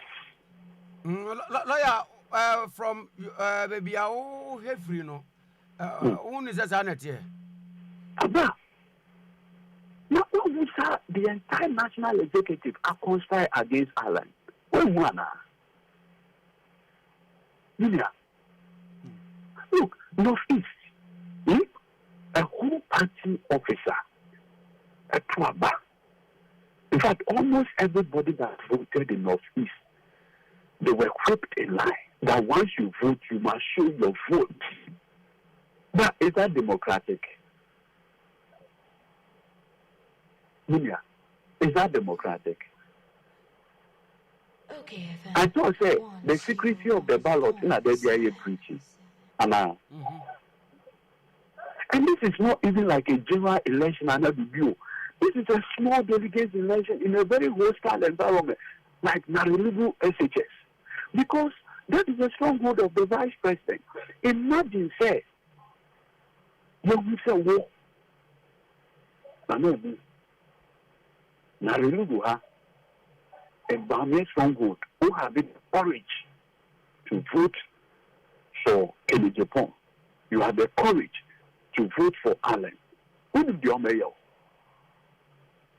Who will be on mayor? Lawyer, Anopayasian Comonasino, and a Bidiajan Cherba said, the Alan Iron, a demonstration of Obia Wuni Akukudra, the politics because and Chemu Bidiba and say, or no one can say, or a beneficiary of Adia was say, air cosui.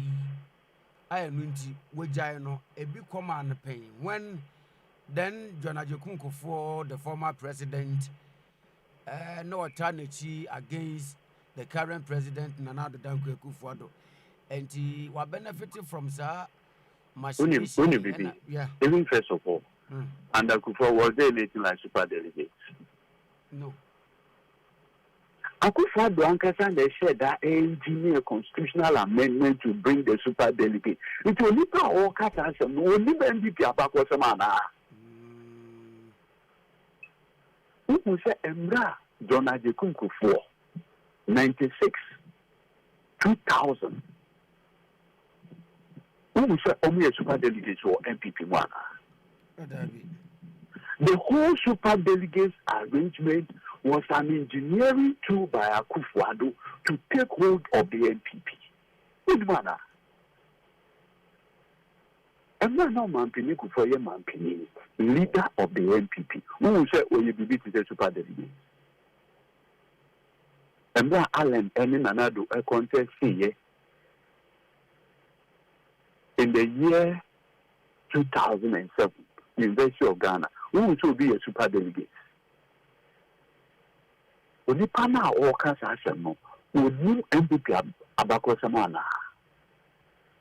The first time the MPP used the super delegate system was 2014. Now, when you say in 2014, Nana Danko Fado making sure say MPP amend the constitution and the super delegates at Bayano. When you say that particular election, Omukoyeno. Super delegates no man almost 82%. When we say there were 9 MPP MPs, there were 9 MPP MPs who were seen supporting Alan Kyerematen. When we say Nana Dankwe Akufo-Addo making sure they lost their parliamentary primary. Really? And in Okaya, one of the grounds are the 9 no at the petition no at the call National Council and then they say, we just super delegates now follow to region by region. Delegates no endorse, maybe all 20, 23. What are here? It's OHENENANA, you can easily identify dissent. Because in 2014, when it was used, Akufo-Addo, the supporters could easily identify, say, where Pewasem, where Amwa, where Tutiao, and Nana went after them. Nanado went after them and their businesses. Even at this time, no, Omoka say, to ensure level playing field, no, Momayena embra central location. Because in your central location, you can miss it. You can't even target a region. But what are here? You can't target a particular region. But when you say Uchi Fonkwa and Kotu or Dambai and I'm Quanta. Fonko 201. It is easier to target a region. It is easier to identify dissent because of the lessons of 2014. Onipana Okas Abakosem, when you say Sanoma, we were, instigated by Akufo-Addo. President Kufuor, and now Onipana Castle or will open the field. In fact, 17 people crowned the contest here, and what we say consistently under this particular the system, Oma making sure say only pruning Crawford to 5. Lawyer. Yes, sir. Minimum that Sebia, a phone letter was on ye a bobo beat. But Ayana, Fede. It did not make us say, and we are not President Kufuor, leader of the MPP. 1 year constitutional amendment to create this kind of scenario, and MPP were back on them. The constitutional arrangement of President Kufuor here, and one will use it until he left office. When Akufo-Addo took over the MPP, the constitutional look recently, when we said there was even one constitutional amendment they wanted to do to make national club coordinators automatic, to give them automatic voting rights, even at the police station level. And the whole game plan is that would have given Baumia about 30,000 votes in the November 4th election until the Prophet General said with the young penny in amendment 9 years and ambassador. So when you look at Akufo-Addo the game plan, look at the style of politics. It is similar to America. And yes, it was the Bukau. We all yam a sa and yam a dead. And yam a dead. I am the person who believes in fairness, fair play. Would they let the rules apply? Who beating away beating me? Who will beating me? But don't kill the rules and now turn around and blame the victim. How do you do that? What I say, it is someone Alan Ade Akye Abia. I think say Ezina Yentien was supreme. Yentien was supreme. Look, Emrame Okansio is the alternative. He is going to be the president of the youth. He'll be this, he'll be that, he'll be that. I said, well, we'll be on the constitutional right to think and desire for anything. In fact, MPP cried the development in freedom. I said that conduct does not reflect the motto. But what I say, but Alan as an individual had paid his dues to this country. And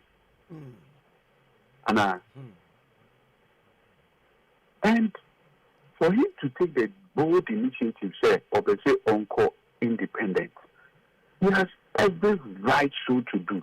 And then Uncle Fobi, I didn't know what Mudia by Bimu say, we need a step to end his political career. But Akufo-Addo and Kasa are decided to obey and their career data. Sir. Oh, now when we saw who conducted the Super Delegate Congress, it was carefully planned and executed carefully. What I say?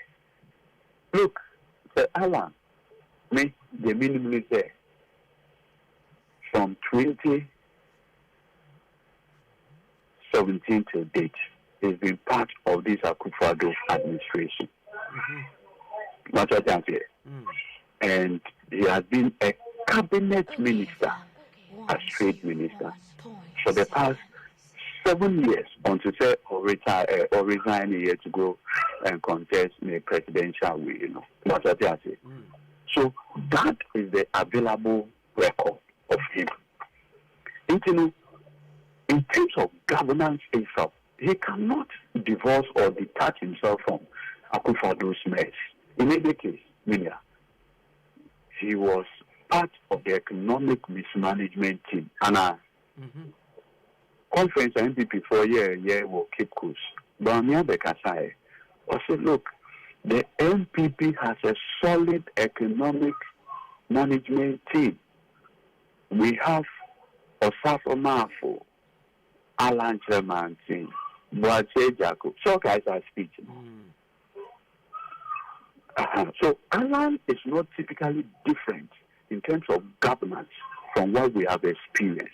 In fact, it's part of the mess I use here.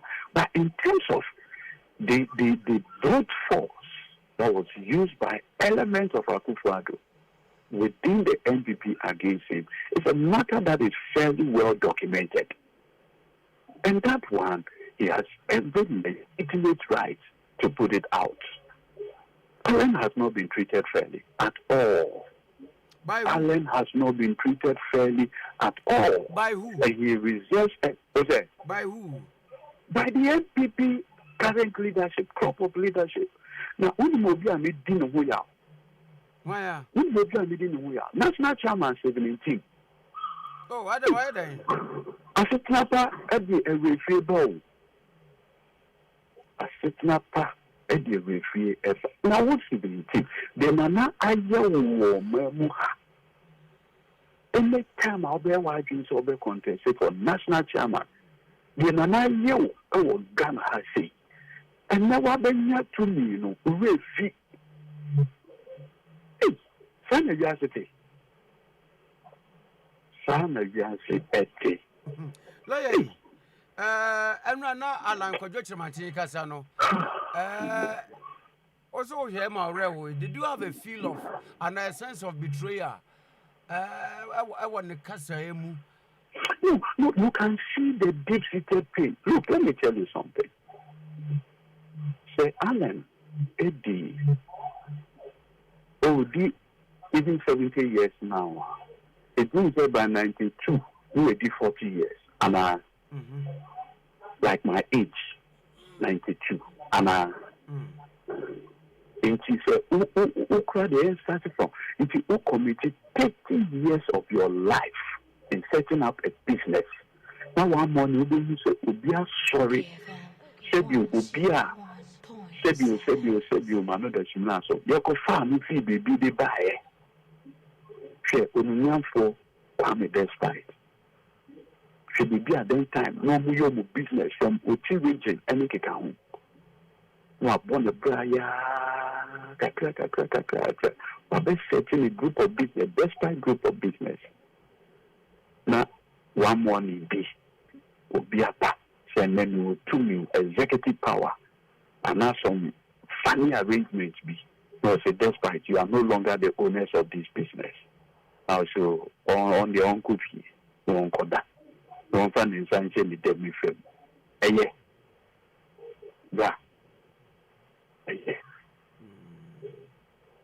Bra. Yeah. It's also a normal alcohol.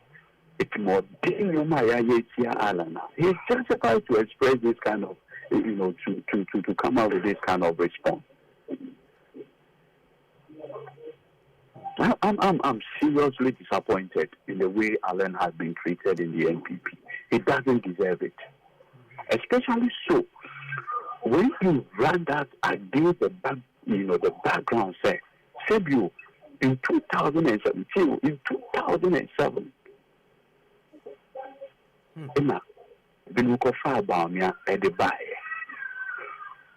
Come on, Mukofa no buyer, now one person, one point two NPP Buddha. No, NPP need cry. No, NPP need cry. It has to take National Council meeting to give him a waiver. And then they prefer that person over Allen. But in none of these circles, was I wrong in my youthful days to commit my youthful days supporting this political party? Was I wrong? How would your family would feel? You sure say, oh, not because at that time they were just growing up. They were just my party and watching more friends. So you were committing your resources, your time, energy in this party. Now the sorry now said you Nana B, Nimian Nana B, no Justin could be on normal conspire to disgrace you. Is it fair, Nimian? Nana, is it fair? Is it fair? Is it a fair thing to do? Nimian, is it a fair thing to do? Abba, Bonnie Bay.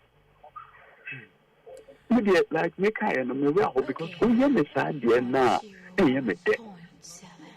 Yes, Alan or MPP, we were NDC. But I said you Bonnie, whether in MPP or NDC. Bonnie.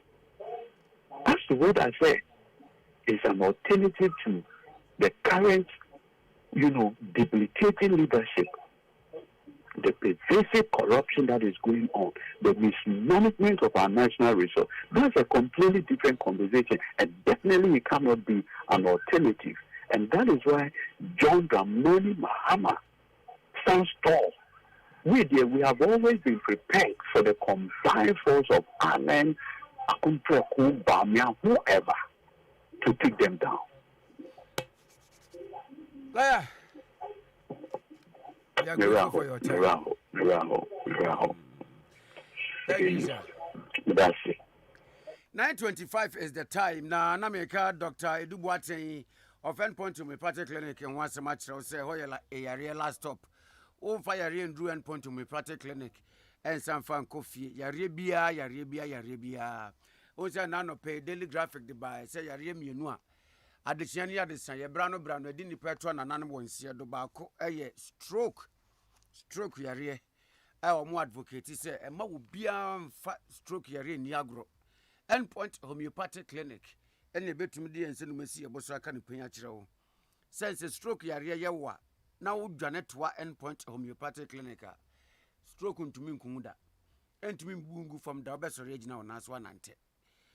Dr. Duboatin say, Ebia wunnim de arenda mu nipaduam. O wo ho abonse onwaye titriti.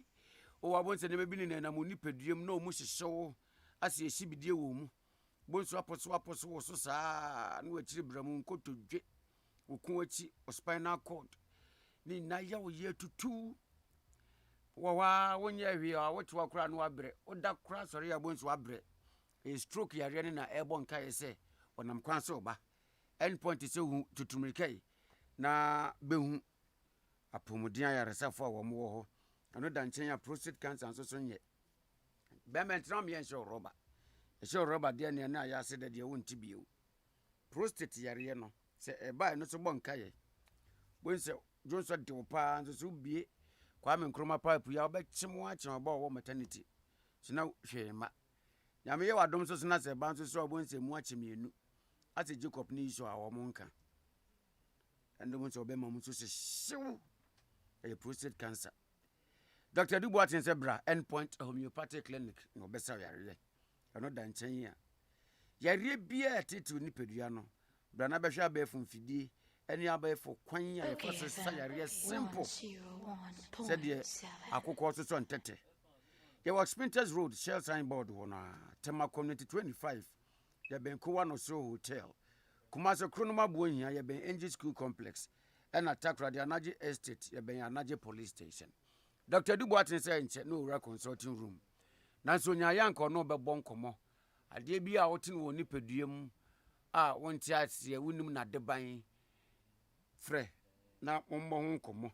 Na sɛ ye yare bi na eba wa mo ho akwankyerɛ 0244 86 70 68 and 0274 23 43 21. Award-winning tomato mix, Lavance and Hondi. Award-winning tomato mix, brand Lavance and a brand Hondi. We tomatoes are on. Announce you dead. Odi yesti wa na odi yam kwan. Odi ya de bia ide tomatoes ya. Ama eye de. Odi opasa odi anokra na enu atudwimi mu waye no jollofa because of anunsu edenti. Obi kura hu se yetudwimi mu na odi ano. Emfa woni other ingredient a enye de. Se tomato mix brand Lavance any Hondi e kan wo de a be sure of a good taste. Odi office me boa. Sa restaurant no meduane ye wo de pa no pasem na bisa chef ne se ede no omde nua wo meduane ope tomato branda wo omde nua aduane me mebisa bibia ya metako yebu ana me ho sei me kitchen ho sei ɛwɔ no nkwan ma pass me bisa ehu sɛ ɛyɛ tomato mix brand Lavons ana Hondi ɛna ɔde yɛ nkwan no wɔn mu nua aduane wɔ school mu ma nkora di matrons ɛne caterers ɛnim di amekin nti ɔba wo yɛ aduane wɔ fie ma wo kunu no ɔma a Lavons and Hondi brand tomato mix wo fa bi yɛ aduane da no wo brenie yaka de ya kyerɛw na sɛ akyɛde bi aba yɛ friend bagye wo de promo ɛne sɛ abiri bi ɔbɛtɔ tomato mix brand Lavons ana Hondi no aya hwesoro code bi wɔ hɔ test star 380 star 25 hash star 380 star 25 hash na nneɛma obɛwini ebi yɛ airtime shopping vouchers LED smart television sets any bebree Lavons love day inside Hondi the chef's choice Bianco Gene DA. Okay, FM. Bianco Gene, come on. I'm just for no crab up him. Exactly 30 minutes into 9. Me.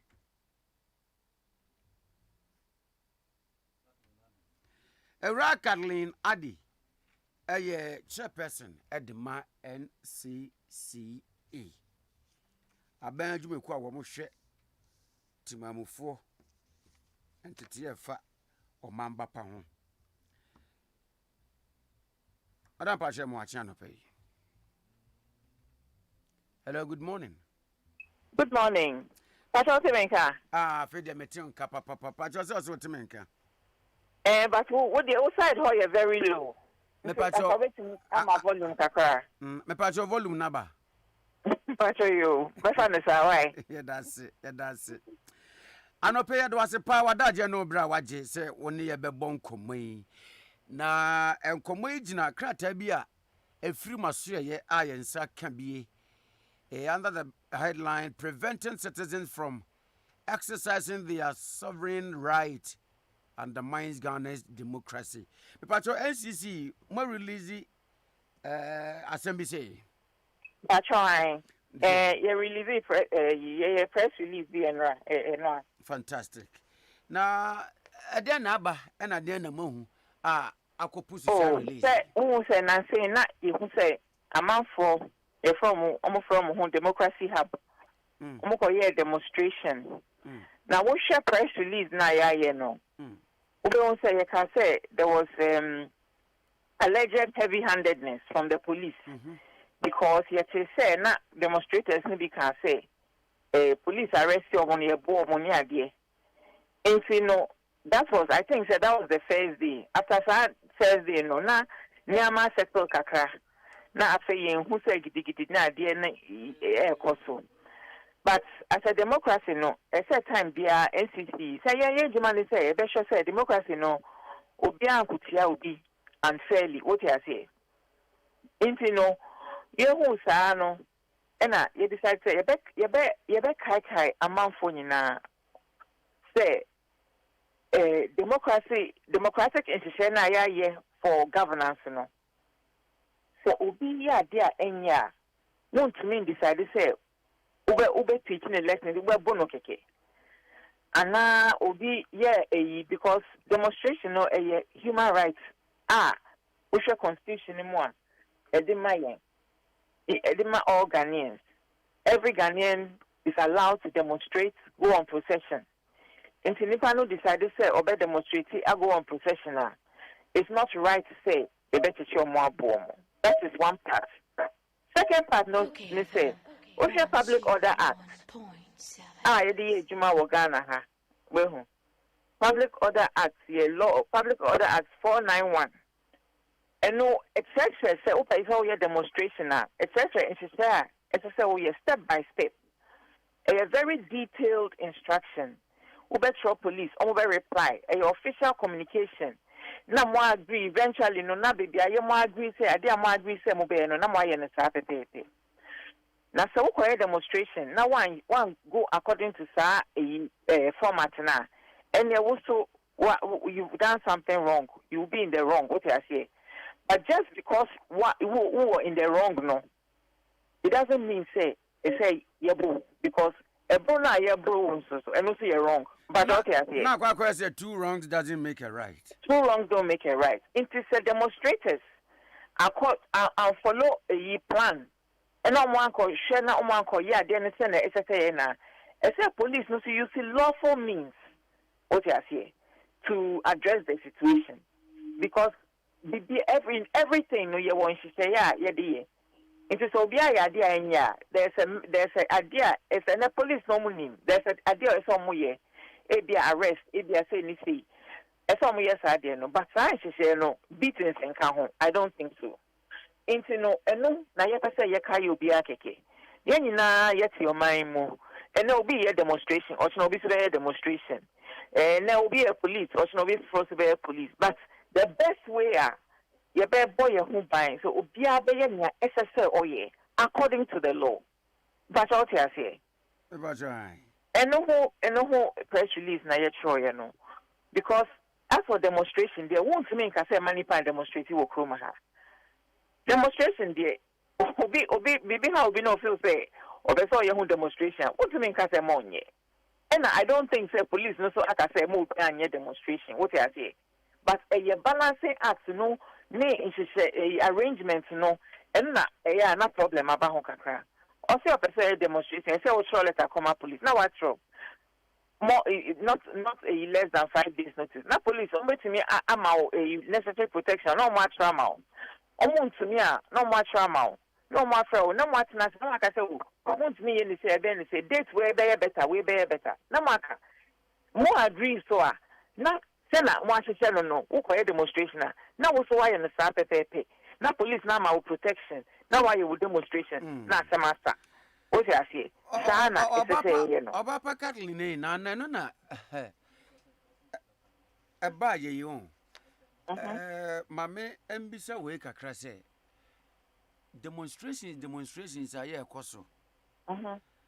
We ye dey kan yi a demonstrators in the police for Obika the Clash of the Titans. Ama yeti dia yeti. Yes. Ababa my bikra ni esuensusie egu omoso. Obikra ni seye. Emi ekwe operation wa fame wuni ade. Can we not have a clear cut way be a yede ato say impo se bia omoni police for wo mentimi wansi bia court enyan settle ye kra na no in a certain parameters bia police can go protect them as far as say omonko bibia ede bibise ye bia be battle say court be grante obia ya ope but I say no e wo hodada enti why are we refusing then den won ho a esudie na ye den no na ye problem no but if say ni na wo ho if say ni but recently no say I say police na kasa omo yes some internal investigations bi ni ade say but ade na ita wo ti ase ne say we democracy no enye one touch enye ade bi a wo start ya na ye pepepe the important thing is say wo ye na wo ye mistake a say ye to me kasa ade a wa ye enye if you be hwe na afisi no NCC no so no it doesn't mean say it happen overnight but what I say but the important thing is say ade no ba ye to me kasa ade we a wo ye why ye ni wait camera and I bibisa once I was freedom na ye to me de ka ye to me ade ko ya ye to me kan ade eventually na be ye but what I say into no anko ni yi mom say na wa wo kan ye no enye we ni first demonstration ya ye wo krom ha na enye we ni first demonstration police ni demonstrators akọ clash what I say but still I say ye can almost say some more internal work to make sure say next time no enko banasa and so who from the side of the police so they say it do some point na tension near high no not frustration no build up sometimes almost so responding in that way what I say into there's a lot of work that needs to be done there's extra training there's sensitization and someone understand the idea you're trying human rights and someone human rights interest out to me but also the interest we a mistake and say you know for time before any lawful if you obia ho ne part o pese o demonstration and say what you say human rights obey demonstration there but it doesn't mean say what to me just anyhow human rights no rules and regulation and laws that home. Mpacho what you say? Hello. Mama me to ase pa na we de yemfa mbra mabobo ano kakra. Say almost demonstration ase no 3-day demonstration no mawie. Do be besia nanka we de NCC maka eyepa se modo manu aba betumbi. Na nanka nkrofo we say in the heat no and nanka NCC ba yanka mu release e be make much impact than we ewie kura ase enso na to ewie kura na de 34 bucket akwesi ase ba ko so shi na demonstration no pacho da be na ewie pacho Saturday no and I release the ba Monday Thursday of the week and run by now when my dear we have to understand say enye bibia na ye rashika demonstration aba incorporate allegations we must say as a responsible institution no and yes that time na there na she don't want now the who akoshemu a won need full information at least me mean to me ejumasa what I say I say wunya full fact na time no say woka na woka there na say there na waka na wujina to no I say we are very sure of there na woka no we have to be very careful say na yes spreading information your man news will come ha assembly won train who assembly say they see no say na obi atwa video no show only one side of the story. One train akosho say other side no it's saying when beside the other side for both sides is saying boom now abeka now wako complicate assembly that media means me ejumasa. The FCC you know it was set up for a very important purpose. Say national democracy in some point. It's you know I say yeah there you to ebune ni I say it right there on the spot no police they have a rule. Your rule no asemesi. Yes, make us asemesi and yen koshemu yen bisa yen said it. Yeba na yesu to why side Rebecca is saying why side which side of the story that you be in there. You person you develop your own understanding of the story. I say you training who angles ni na but okay I say. Sure. Sometimes they say you nya butcher kakra especially when it comes to information in news.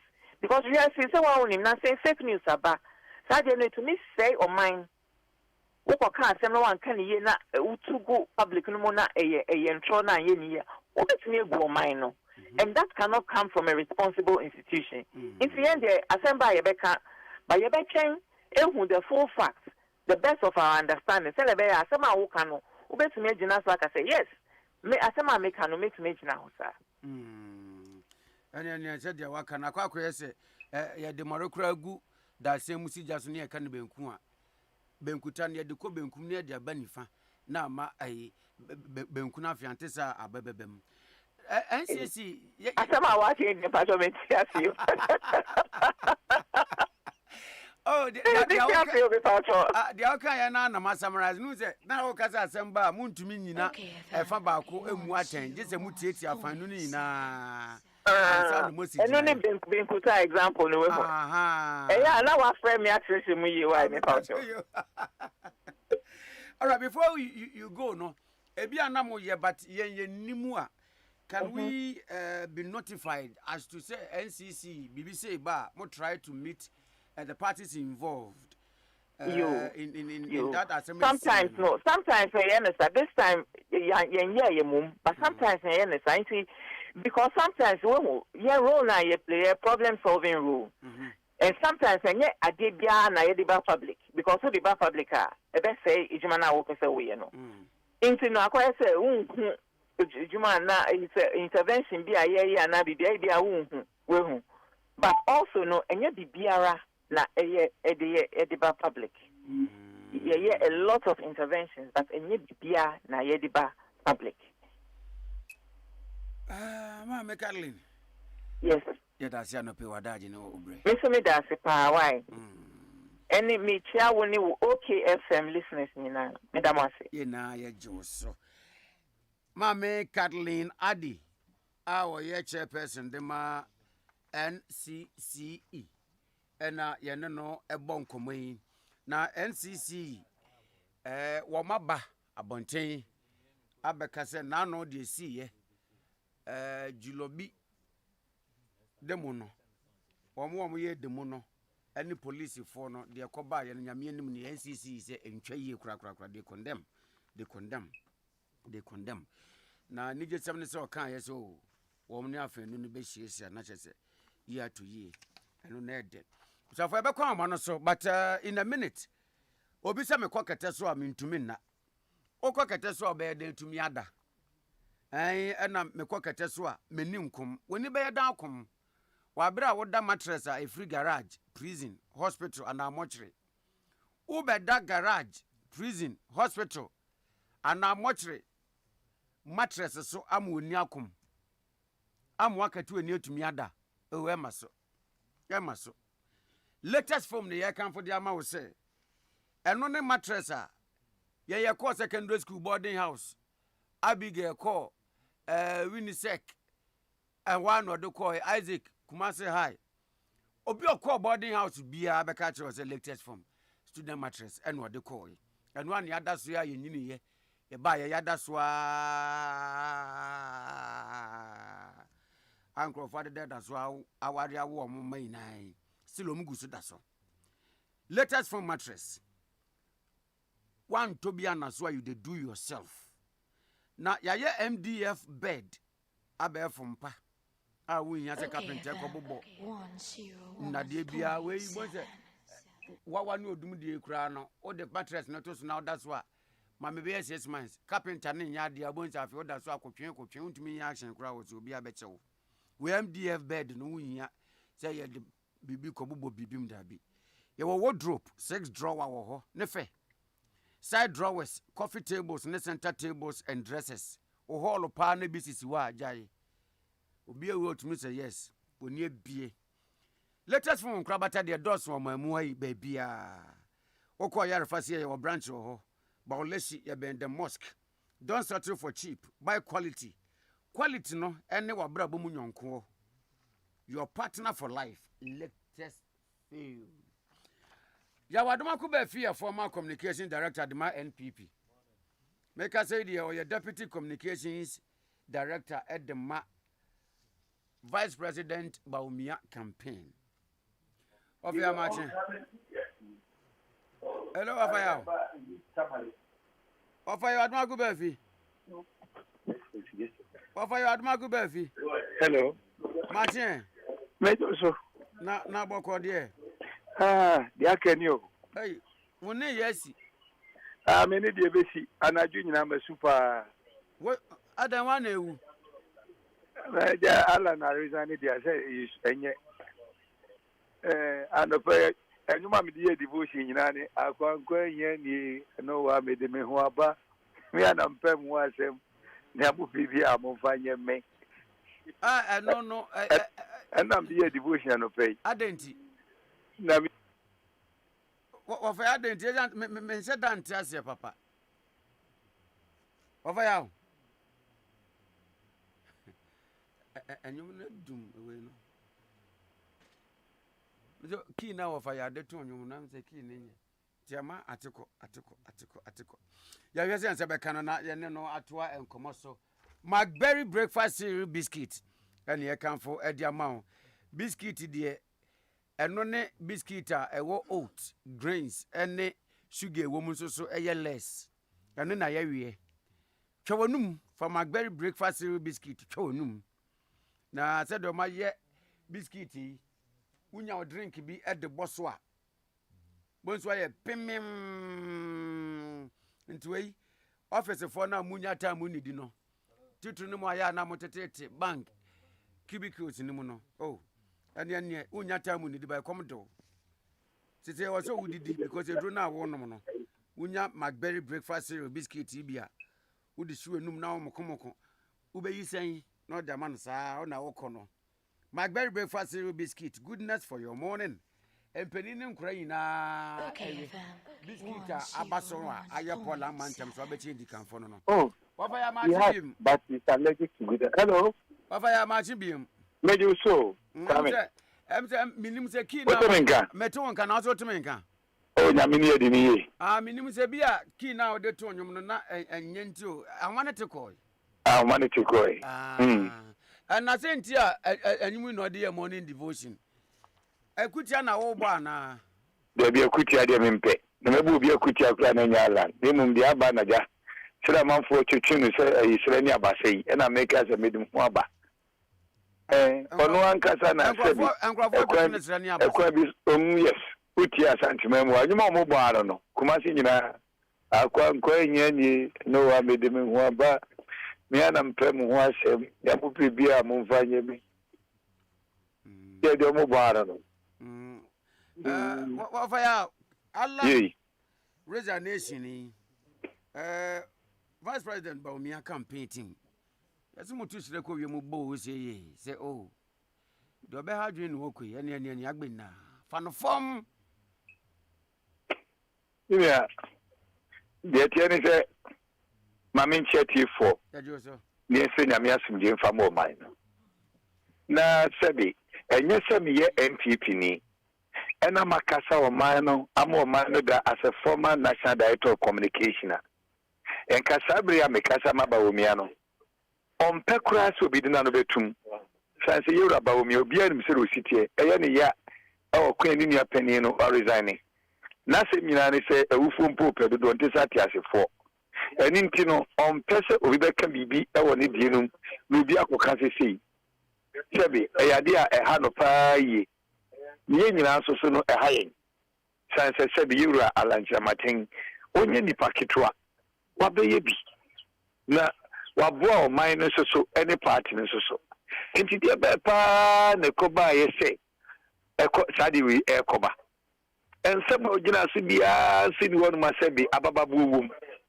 Minia so kan Jeremiah etiri mirikemu num no a. Wo se oni anamfo mpotu America no ma obra. Ebede na yoda kwayi numu. Watimi ebede na watimi ya aponko etu America. Na sasi pete sumpo so nante na obra beda na yoda kwayi numu. In fact na dia me pache nyina ni se kire no. To si nipa ba ko pe enu bia ko no a. Yanka ne senka sebi sade enumrem. Nanso nipa wade yode. Na wo be ko national election na oni NDC fo be ko akosie na onim ya no so seru mu siti. Ene esi ababa no a o si aburu mini penti ene mo fama NDC fo. Enye sa de tie. De okike de che samfo na kire ne nto aso. De atasu mienu. Oh, se nipa ba ko pe ya bono no resign ya. Na senka wo be ye national yi e o say wo be ye flag bearer wa MPP. Ene ye to aba na esi aburu nkrofo mienu a ko be ka se mo fama NDC fo ne abo mi nkrofo. That is the implication. De atasu mienu nia sabi e de be pa amanyo sema ye nyina no.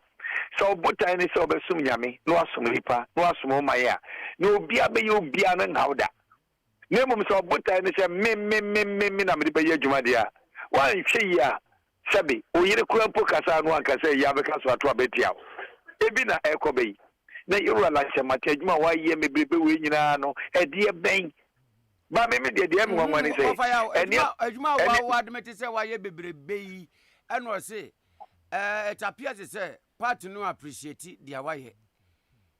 Minia, party no appreciate their way. So kasa semra na mwa. Ena maminka bi o say we no make kasa se party ni. Men kasa se spokesperson ema Yoruba omia because onya ya ompese ko eke bia semra no. Ye the campaign ye the battle is the Lord's. Owo mu bi ekura no, onim bi ye na santimemu. Nti owo mu wonimu abane the battle is the Lord's and it is possible.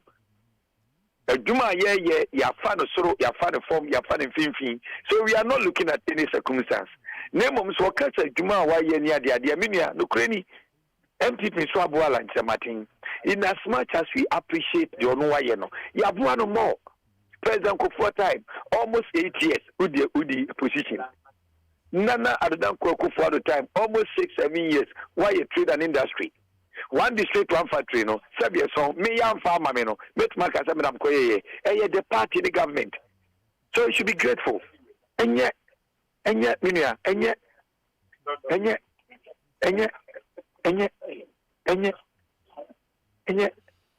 and yet, na Sabi, ye bumpire, dear mano. You know, say, I share them we, as Sabi Bunina, and quite chilly. You know, say, be against Sacrabit member.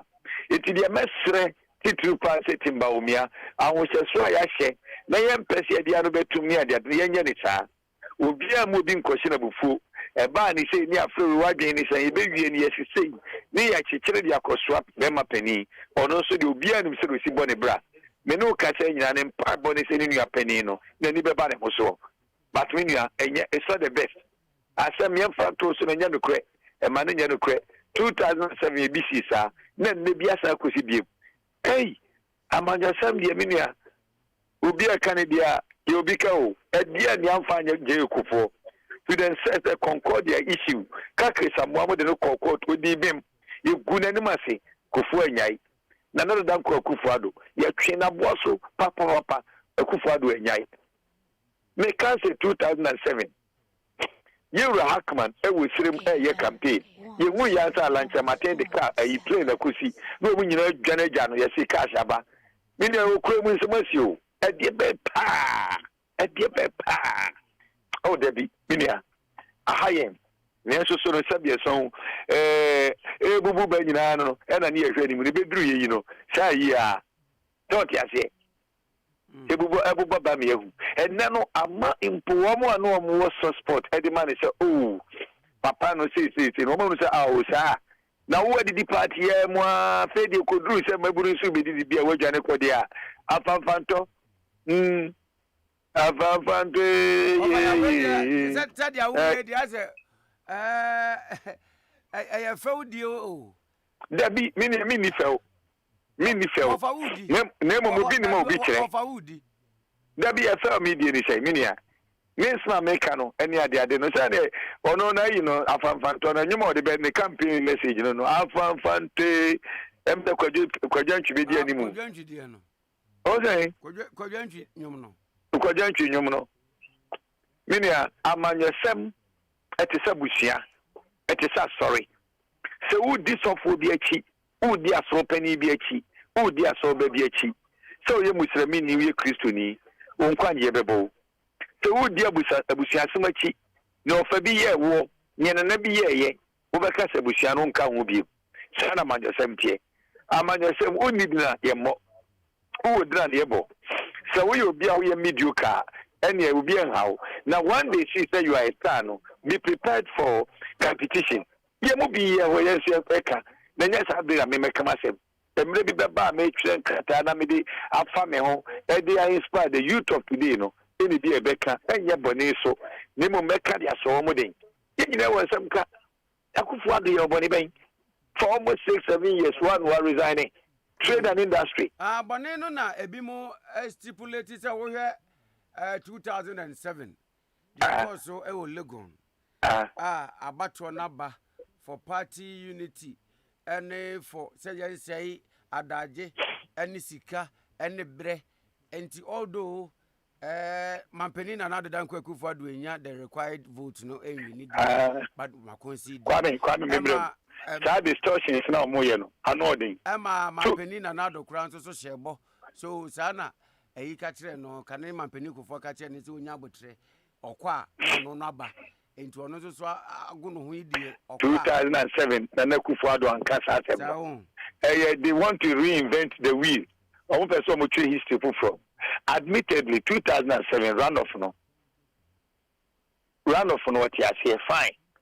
But I no crown a castle question in the doors. But no criminal what you say. In 2010, yeah, I'm on for refi. Semi crime, yeah, the Makubefi, I can make a semi peninko. In 2014, yeah, need him send this for we are no Kufado, nay, say you will be an oil man, you nipa, we are smarter, Kahono Crampuno, Quabeca Kufado. It's Ramuka when you are young can attend to an Indiano with me, Janenko. But Sabi, that's some Pukana Ekano, young party we see you. Your friend Sikotu, with the Mitrimiji, and your competition Yatroma Bidru Sabri. And he said, "You're a partner, Ujanaso." Made the American and this would be because Alan Jamatimo to Abano Amai. It is what in the party, Omunko to Abamano. So, say, but the American say, Ubia Nud in the Chino. And he just say, O pick the kind temp cry.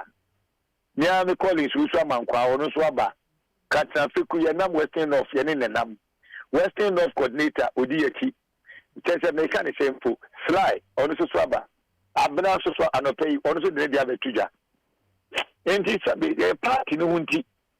Of you soon you didn't want to party no hunti and now wodom. It's normal to say, hey, or Penny said that the now did Yakuni dia. Only Yakusubuna dia. Mini Yaman and cow. Yaman and cow. Say no care from the domo, Namosu domin motif for the swan. The crowd is a song. Our Yapa, you say Yapaya Afasi, Yapaya Fasia, Name Pranamada. At the city of Swadia for him to be. Now, Okoi, Amo. Check the high by. Was it walk with her by? Aye. Oh, Minia. At Yasif and Saman for Pope, do not Yasif. On one cram poker bit or Trabama in a boy, the Yellow Trabama. All queen is a nipper Dukrana, a quabi submit mahaging. Nan Susuno, Minia, near baby to be for him. The Arcan is a baboso, near Yeriam. A bemma domino knows to dinner to open in San Anagenic India. A bet me high, and intimacy so high. Ejana Montua any Akechino, Yadia was a pay, any or dog, any Casa Pabit to the Yajumana. Into two sides of a different coin. And career dynamics now. Ashanti region and an if be free. And a central region and an if be free. Your core super delegates, any campaign union, any pay the HNO, we need stronghold. So stronghold, they are Kabahaging. But I also so interested, we need Nipa. Said the enemy, we are crowding in Kaye. It may be an affair, it was one of the most popular year rolling swarm. Because he saying, Rokubribi, at the end of Kusiye. Wichitando, he was very popular at that time. At the end of Kusiye. Yakasi Abuba, Yabubo Bribi. And also so no interest or qua wonko. Sebi, Allah Namo Tuno. I think you will be the Yabidruo. It means Yakasa thing any Casa Brubia. The moment Sebi, so to an Amonswa, watch it out for no ma, Margin Woman. Okay, Lamentations 5 now. Or sit an animal bonin womoko, and your son woman. So when you're in Sakam Farmer, none but I say party, no say party, the deal with different abro party. I'm a friend abro. In the party, Nafantono, a dear man for the athlete abro. Party about Ray. I owe much in the abro. No, and your son was abro, was he ashamed? He said party didn't know abro, was he ashamed? Of a party by Enya. Oh, Minia, oh, they are taking social media abro, was he ashamed? Nanya sapa ne abroad ya ansa atwa wo de yensai no me na ball aso chairman kurada na wo de aye minister akufo boa akufo ado boa wie papa cabinet meeting with him be economic management team we a chairman wumbi it is an button so no free mo a e dey asum jure baga na dey a NDC for no na sami dem fika e no so it's misfired. There's nothing new under the sun. Well, for your question, maybe sound no pay. Maybe so. Now, you didn't come here, say. And someone, oral and Kyerematen, and Rawa can ye now, or their union, so they are channel, equal independent. Say anything to go by out if you were in his shoes, Anka. Decision Ben or Betiki. Minia, the Mime can say, I'm on your sim, it is a bushia sim. It is sorry. Baby, anyone no more, Minia, a honum a draw. Or so crying, I'm a boy, a so for Ukrachano. Then I bought some copy of Lucifer. In this only come now, Bambia. About some 2007, ABC. You won't be defending Yam, could do baby crowd man for say Alan, but me can't say me, meaning campaign that. Then can't campaign you won't that, with my busa. Bana mi do papa na mi ye campaign mi stro asnana kufuado na ukaseti ala na me no be kon. Inti people were saying say me kwa me ala de ebida. No asama na babu biem. Inti die be pa no bia ye wa. Inti na sa ne ma we nyina wo honom.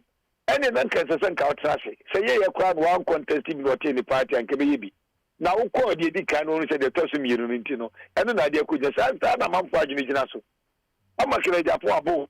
Amo akoto so miensa o second position ataye no eye firi ho edi de bi no kan se eye hu ni suru e no de ko na ne nsɛm na wɔkeka ne nyinaa no wokyekyeɛ bɛsi baako sɛ amanyɛsɛm sɛ woni akoma woni nyamesuro woni ɔman no ho dɔ ɛnyɛ sɛ wɔbɛsom nnipa a ne nnua woni abotra forget memetuo sɛ nka mewɔ me nsɛm ɛna Akufo Addo tui wɔ ne nsɛm o ɛmmoa na Akufo Addo abɔ ma memfa me nua Gabi Ɔkyerɛdaako nipa a waboa wɔ mo ɛso kuroma nipa edi na tem paa baako no wɔn a waboa wɔ mo no mintis obi akɔ bɛ defend no wɔgyae party no akɔhyɛ firi mu ɔpare wɔgye ne deɛ papaapa wɔgyae gye Akufo amane bɛri wɔn nwuyɛ 2007 2008 koraa no menua ɛmeɛ nka nsɛm sɛ ɛsɛ obi a ɛba bɔntea bɛka ne deɛ maako a ɛka lankyɛmate bɛgyaa ne deɛ atɔ sɛ me deɛ na ɛmmerɛ kɔbɛgya atoɔ ebi apani no ɔyɛ na yɛn nkwadaa baabi afa mu yɛmu bi menai prɔe bɛsɛ mfie nan ɛnhyɛ mpaboa a nyɛ hwɛ titi fam yɛn lɔnkye manifesto no ɛwɔ hɔ ɛkura bia no a menkɔ aseɛ nanso na nto aba no ama me ho at least Akufo Addo meto aba maa ne sɛ yɛ campaign maa ne sɛ ɔma sumunu mfiri wɔ na nkane mmara nyame adom wayɛ meyɛ sɛ firi ɛsɛkyi no so ɔbɛyɛ mena yɛ one district one factory ne tɔma sum ɔpa ɔde alankyɛmate to ano yɛyɛ adwuma planting for food and jobs yɛ bɔl payɛ na Akufo Addo ada Roma ayɛ adwuma yɛn sika sɛ mpa yɛ sɔre a ne yɛka ho asɛm no yɛmmɔ ɛyɔre sɛ yɛhyira nkrokro ne yɛhu de nyame ayɛ sɛ nyɛ Akufo Addo ba wɔ mia stein ɛna economy no menua mama si awia na kadompi na covid mai na Ukraine mai kɛdɛ de ɔbɛka si awi nipa na wie mom yɛnwi nipa nam yɛawi no mpe na wie mom yɛnwi nipa nam menua ɛnɛ yɛ so da yɛ sɛ drones bɛfa wiem kane wobɛhu sɛ nneɛma bi nam wie mu a na yɛ anoma na ɛbaifoɔ na aeroplane ɛnɛ ba omiada Roma drones fa wie bi nduro kɔ bi kurom askɔra ahensan yɛ na nyame ase otu studio kwane ɛnɛ wo ayi sape no ane sɛ app no bi wo phone so a wobɔ yɛ wanya prepaid. This is how far Ghana has traveled. Na yɛ na nyame ase and I miss all this now so mo na wo ba dia menua me de me hwɛ nyinaa no me hwɛ a me nyame ɛne me som ɛne me party ni so ma me pepiam yɛ nya dwenkro no nye team player no ya na ho yɛ mwanwa hello me ndase anope dabi enya kayen kwada bi na nkeko ye na nka me mitiri da ho na samia ukutiri ho da ho na kabotiri ho enso da ho na sabi kolinsoso amankwanum na nkaja na frenge munya botre na party ya brem minia busa ababuzi a frefre wo ma no pai odo site mo frefre wo mo frefre Kufo nom frefre Akufo Addo nom vitonu manum bre ebre no so ye na bae no omui na bi nyame de onkwa wa ede na ko nsa frefre Kwame Addo Kufo nom frema kekwe nom edu ba bi rolling starter no no hye ne yire mpase e wo barracks professor makekwe ye num binom na we je Kufo bra no abo ni yetimi de na ko gina court sei enso ye nkunim bifo amo akutufo no maye bi apia menkanom don Kofo jonom Professor Buzia unya daji na okenkan the Professor Buzia nyemo be ye menua empo menua kwa bra Japan comparatively it's worth so much but Olusi wakasa wache ja ko party tietata no ma sebe menka manfo ya nenso no kwai the trust such an intelligent person wache ja ko resign dambochi wa resign ebia na fire we dey yakoi senka ye quantify the effect of the okeke on individuals ebia aland ne de otumi use ne de na ebro so ebia no mo de no enuru susanso ne de na wonya no minia ya me de ne se wo se o free say ne mo manya se ye free say ensatin adu megitum se ne nyina nya pede ne mo so yo agin se de wo wa ye na buru bi aso a minia hweniye me tie kakra kura me tie kura no yeah, because 2020 election, I realize that we have done so much, but we are not touted so much. Me transfer, Emma sector by sector. Me share the achievement. NDC's NDC manifesto since 2008. One more consistent promise, but failed promises. And I'm the year and woman over 2,000 change. Obi ma miskaseng. Yan kan se munyina your call has been put on hold. Please wait. Your call has been put on hold. Please hold up be mu de nene se ye be hold enkomo no for ene 10 after 10 ya ji abo afon krato abasesi ha ye ba ye beto aso. Okay, FM 101.7. Efiora, me mwachi o Efiora. Yes on. Machi o Efiora. Efiora me chia wonye so. Hey, Ewra, enfase ma msu. Wati? E ba force setia me. Mo yem no. Won so pepe. Hey, oh, wa fi, we die me pese oni Efiora bekon. Efiora we die ye kwa sore abo. Ewra de. Mo kwa sore. Ye ko paye. Ewra de ka soro ho a. Wati? E be se wo ba hwa wa kraba kompo wunya.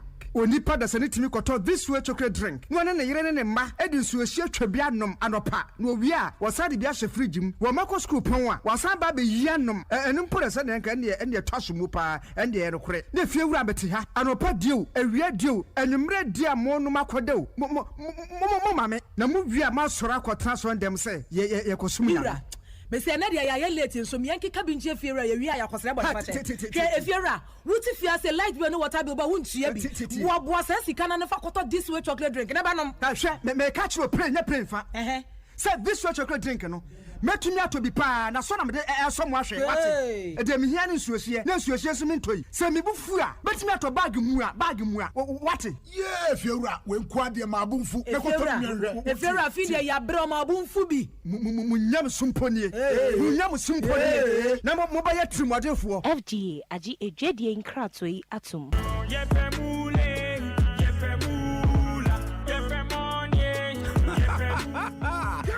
Yare da akradia for fry your friend big 4 free game pack games no edi where ya akradia ne tuni ni die nya den kra the number ahodwa 930 kosi 9 impressa de biara na beka ye nkunum difo ne ho wo betumi atowo abefo nkratwa bia www.gamepackgames.com ana ubebo *946# wo phone so na wo dia man akradia adwumeko eneli apene game pack games akradia yi so wonni mfia du nwotwe a wontimento akradia yi fanyansa to akradia Big 4 from Game Pack Games. More mula, more power.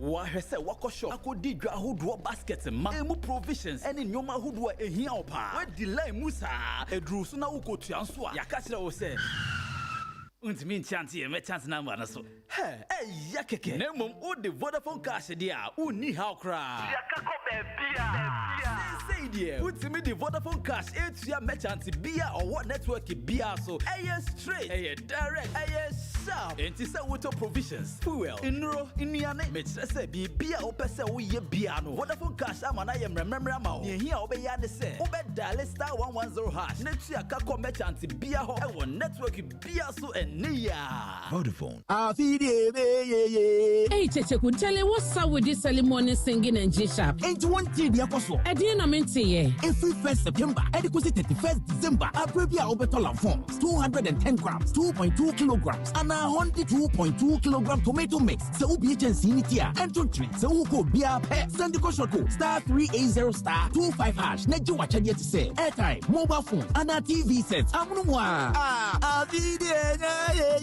Enkratwe FDA ajiatum. Ejaba boni di adwa ma wubi eti ya menu afahin na mahwie fufuo ti ase dada menya wofo yi papa so ba fie ni anwie fufuo ya asam aba na so oben wadi fufuo edi mpreni ne mpresa da kro beye de ni ahwe fufuo a akwade wonwane adwa mo adwuma se me ne fie adwuma de mini fufuo kakra ba o medie no eno to me twama da pasa aso wo kan na matire nyira what ate na make am mebo a ebo de odi komum na se sia de obra to otwa fufuo ai wo wodwo pam na wo ma siu na wotimu aba na wo sadade na wo temfra kwada ne nyina tuatwa make say ya needful sadaroma wo bia mani ye pa ya wa ya mbode fufuo ne mankani fufuo a wa ne powder wo de gu da kam kama ya yefra no needful fufuo a enya no bi na masori ba ntilizi kama me di ye yo sese bia ma me hwe oh bia Neat fufu fly, and ya kama say, body fufu ni menke fufu papa bi, na waka say chai, a posim, na ed, na maso kanso ento. Simanu benu wa shie wo kwa papa bi aguso. But just the ama many cry, just a neat fufu from mamma could be crab by and say, said I got a 40 pump fufu, and one way no, and the sound shot fufu one pump or drum me when one. Who wants to snap your womb? Worse, dear, body menke fufu, papa bi. A jenny, and your fellow fufu, and a fellow who be deep panis and said, oh, be didn't send your family jadro, and I'll pay you and I draw for that. Need fufra, I will fear, and need junk one. FGA Ade Akye Abia Nkratoi Atum. Okay, FM 101.7. I was on fire my kwaba 14 after 10. Ade Akye Abia live on OK 101.7 FM. So, Mrs. Sofo. Ye and the Aboashimo. Oh, but Alan resignation, the Asmabao. Sofo. Among common hour. Sofo Nina Kedjuman, Bedjuman so yet de. So come on, Mudi yen so. A coma. Because and come baby and abedi. Enra movement for change aba. Butterfly aba. Swati as ye. Afra franto ye. Ordina ho fazizi mio Afra frante ye. It is of when near Frafranto command come baby. And no need there was so. 90 and no name come out be a Frafranto comma. It is of young one. Na Yamia Dumois. And then raise so a bear brabopa. A bebasso. I bebasso. Say Alan Diana Nopa. Aha. A query and then run Najo. Najo. And we are Najo. Na ye dear brabom come on. So for no ye beka. So for and saying, so what a list to be and for be warrior. Marriage rights. Hey! Ama bebre discourage you or more, so mo be the institution of marriage. And near my one crop for list, Muno. I ain't a pesi di hun komo. Na ye de enyama tutu ye na aware no ye wuram because aware na da ho a ye twen ye. Enye event ba kwa ye beye no nanu ye de bebu ye kom. Se wo betimi aya, enti so for ne marriage rights e hun komo e na ye di. Okay na. Araba mitrisa de na wo ye no. What say? Say ye wo ye komo bi aye di. Mrs. Yes. So list. Me assure say na mo de ebekọ echire. Ni akoye ma me ne papa nom. Na list net say. Oh, omo de no so na ye simple. Oh. Na ye dan. Ana said de na maboa ye dintra. Yes, and ye hu abrofo na ware ne ye de no. Traditional marriage in ordinance no ya bafra. Eti obi koyi obi ho ade no ne aware no was me engagement. Eno kran so nye engagement. Debi se wo efie de na ya aware o. Na ye ne na wakona wa busua we ya transfer busua we ya transfer. Eno ne engagement no. E de engagement. Eno ne aware no customary right no. Wo mo se engagement. Abrofo de omo engage Oshia no the ring shower say I have engaged you. Na umakwa sorry them no makoye. Okay, FM. List bia but obey introduce you to the family but obey me engage you privately crowd bro be any ho. No the ring shower say I engage. Anya ko peke nte 15. Oh yeah no I've been engaged. Eti anu omo de na say ya boy from your traditional ordinance no. Ya boy fra na ye complicated na ye chenchen. One man one marriage no ne customary marriage na warrior betimi awari bia ka ho no. Ya mana ye prekesi nti so for ese ye koyechi listen na ba be ka ho ye boom rantie ne maba wana bem empratwi bebrebe abesofo machi obi me do no makoni na busuafo ya tena se me ye adwuma no so ye adwuma ya ware ya boy ampe ya sra nyame se o kwan dem ya bon pa nyame ama ye kwan because eno so hu hia hu hia obi a e se hu se spiritually no you are on the same page. Yeah. Ma hwe obusuam hu obusuam family altars ne parties ewom ma hu se okun we betimi akon na ye ne ma bia wi a ehun de ne de just an event one day aso bi kura de o do pa mun ko ye busuamfo de ni wi mun me ya asoro de no a still mun tumi ntina eno ya asore no nhyehyeye but It is a woman and more to jazz on the person. So what cause sorry be now sorry in the day. I am sorry, and no man-made rules. Who says so? As I'm panning here. Kwame, who say Bible cracker say, one man with tradition, ama the word of God about non-effect. That's right. More the tradition, ama nyamia samononti. A sorry na mamreno, enye nyamia mamreo. A sorry no, ewo omu nshisheye. Omu nshisheye no, trebi enya biblical. But I am sorry to say, who say Kubia won't say, Juma or despite her, and she say, Waha. It is a wood who could doma safu, be no safono, and she say, my yafa warrior, who the bema who watchewa, Jaina qua sort of fro. Because I know your man made rules, and your biblical. And your man made rules, and your biblical. I'm sorry, ye denomination, and ya can one boom say, ye the Uber warrior, ye person we say. And we a man-made rules. Our real what Bible mudia Rebecca. Any Isaac no. Isaac ne papa Abraham sman akwa ko. Mabusu afie. Ne ko peyere edema emame. Okoye hu Rebecca mu ye ya ne mesese fata no watua. Watam Isaac yira bre no. Wawie.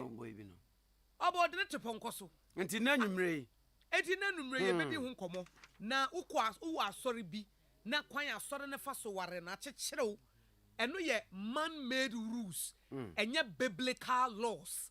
Ye were biblical laws and ye ebusiani and no ya worry. Bible mu ye he muno ebusia tenase ma me ne papa tenase wo ma worry. Eti ye de Rebecca ne Isaac ye mfato ho ko ne ko Okay FM 101.7. Odene ba ye obusa oba no pe wo se me pe. Ye de be no no anu ni wawie. It is a woman sorry be now sorry no say. Ye man made rules nie. Who pesa wo ware a Jesus ye we ni and san wa ware. Na wo hwe na mmoa na wo jare no wo jai. No akwa sorry a wo hia wo bi a mo betime ko ho abusuafo na ma ware simple na mo ho atomo na empena twen no ene enkwada na ye wo mo empena twen mu no na eto atwa. Se de be ye enko list bebrebe ne niam bebrebe ye de akyekyere ye ho one event. Wo bra aware your whole life is ahead of you. 40 years damonim, 50 years damonim. And then one event, ye de beche wama bebre na ho kire wo mo sa. Eso so ye ma menum ne papa no na madi ye mudi adanse ye se wo hia wo kura na se wo hia. Me say na say abrabopo ya na wo ye yo. Ah nti so for ye mfa hia.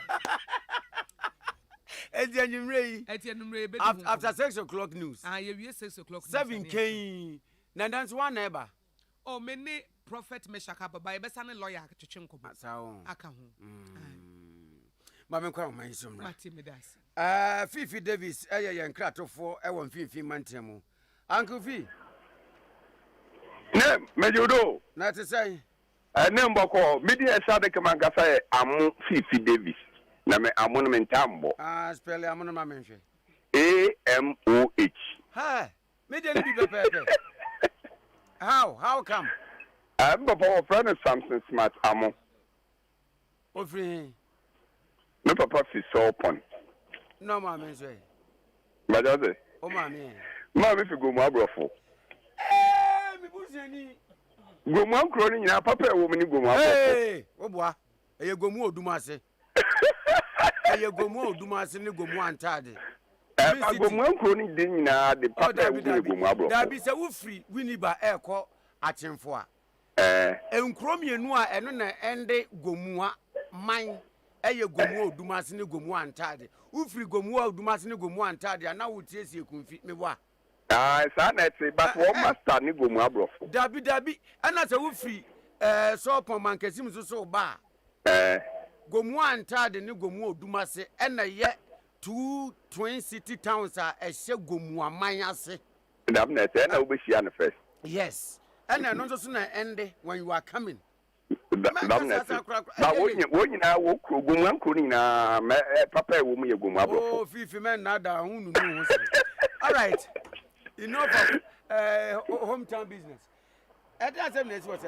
Yo, me that's papa and asama koso ewo aguna mankron nkwanta edeko oye aguna dua kwakwan ne so no na asama asefem ye nyina yenyim de oye fiti mankron kwanta first no my dia the friend na Marisia Johnson aguna duakwa no ya dia da nkruwa edo so papa ena ewo kwan so ye wa aguna kokwado ye wa aguna nkwantanala ye wa aguna obosomase aguna namanwura ye wa aguna manfrom aguna kofi table aguna eserkwa aguna insifuru aguna otable ena nkrobebre ena ewo ho na enno na wo ho akyere mo papa sande kwan eda ho edipue aguna duakwa maame ni adankoku yabu ade krom ade asa kwan no wo de ma contractor ba so ebe ye ne fe ma kam ba keke gravels a wo de begu so eno na ensesan bi ba ya contractor no wehu bebia order fire we jai kwan na to ho ama kwan na tetew apro pasabasa make say kwan ni mu etwa ka intumi mba inti gota kitwa wo ye to kwan ne ho no ena drivers nala wode hia wode afele gota no na wo fa gota no sufisi kwan ne de ni mu etwa na wale we treat kwan foforo bi afa ho na eno ena ya de a ekosoma emama nkofu wo prapa damaso na enho a won wo kwa ya sabia wontumi nko da meri aho nyina wondo bai nyina koko nyama ni nyina no wata wode ko ewutubodwa ase market na wode bi so ba so edru konkran na kaso nyina na enam kwan na etwa ne nti ade a wo bre pa wontumi kwa no wonfa da nyama nko eno na wa bopunu ma bo obi anje won so eye nana sa onu oye nkoso hen ewo eye kokwado eno ogina ho ka se dabi se ye kede ye be di politicians fu etia that ye be bre ye mma nyina yar kwa ye no ko hospital obowu apimfo yara wo no ko obowu nti da me dia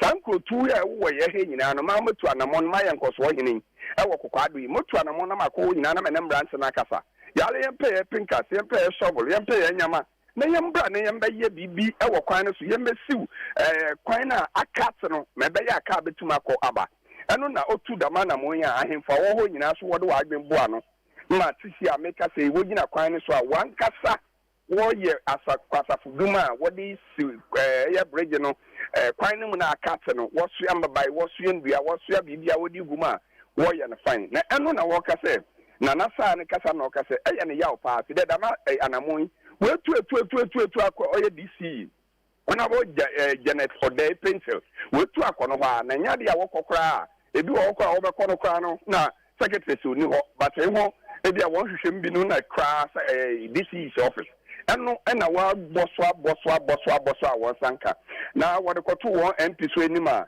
eno so MP behu on ba ko bi ebien bi na wo hu kwan ne de wo hu ni me say aban ne kwan so de nya MP no ye enti ma woto to sre edikan ne se o mampanyin na na Akufo-Addo onene road minister sa kwan na wo say sika tidi wo ko o man sika wo say ne wo hona we gya ya to ama kwan na asanya pro attitude bi om no that thing so wa meya dia e di owu na e de beba wo so na eno saso nti wala wo be ya ne nkaka na mmom the politicians wan ye na nyame mpengu se election what one night what they are and we bon there mmemma wo po mu ho wono wo betse wanyam na papa meka sama aye fempo ni se ekobe bia wo ye dwuma sisi ano enya dia wa ye ne politics e bof nipa bebra minim ho a wo ye NPP fo bebra minim ho a wo ye NDC fo ena wo nyina waka won ho bom a wo ye siesie no nti wo nyina na waka bom na wo call se enim ya bebia contractor ne hye no se sika na wantua no na oko se waji sika na we guan yo se hwehwem na wo ye nti na we gya yo wo sre nipa ne nkwahia nti oye nanasa oye nkoso hene ewo oye agona Akufo-Addo no ono ena waka mbebu nyina abom na ode tugwa so se wosre enim ya sakwan ne de wan ye de a wo fa ne se agona east de enya de a this year 2024 election a wo be ye ne de wo kan ho bi was one pin pe bia ka bia ne mubu ena wala wode wo hu besiwo ena ma obi ade be ye ho so wo betiri wo so wo bobo wo tuo so wo be ye ho dan ye ho one pin da wode won kwa beto what the ama nkofo a wo area ho.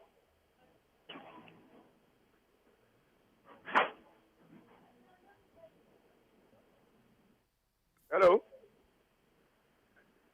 Enti make us say wo kwan no sisi a wo guso a wo hwe ma watoto bibia ma kwan no ejina na nan so na ma ye fe ne de wo ho no obi otwom bia na tese na enije na wo bibi ka kampo na de ama moto fu na de omu nyina kwan no wo pra because fi ho mo na nema kopue aguna dua kwa saa kwan na so na ma kopue oya man konkwanta kwakwae no saa ewia ho ni nyina kwan no wo ho a o de wo hwe na wo ya make say contractor ni gban yefi so site kwa no we gban yefi ho ne na anse ya no wo hu se tanka mpo a na wode su wode gugu kwan no so nyina no wafa akọ enti sisi a make say de aguna man kontu aguna dua kwakwae no promo funala nkrono mbrante na wafa abowo awala wo hwe na wesisi kwan no na Carl etuma fa so nam se kwan no mu chebi enti Fifi ya da sia no pe me da se Kwame Amoh Fifi Davis aya ya nkrato fo won fifi mantamu one na de ekwan ho asem yi ebre yen nondu abo apaim 10:30 St. Philip's Enterprise. A mema shirt, suit, t-shirt, Lacoste, jeans trousers, khaki trousers, material trousers, boxers, belts, shoes. And mema near my papa, ye disisi ye homa otisi town yes, Ochemboga Kupali. St. Philip's Enterprise and your tone papa ne bonya ding. Shirt are shirt, Lacoste are Lacoste, jeans are jeans. Ubesi esi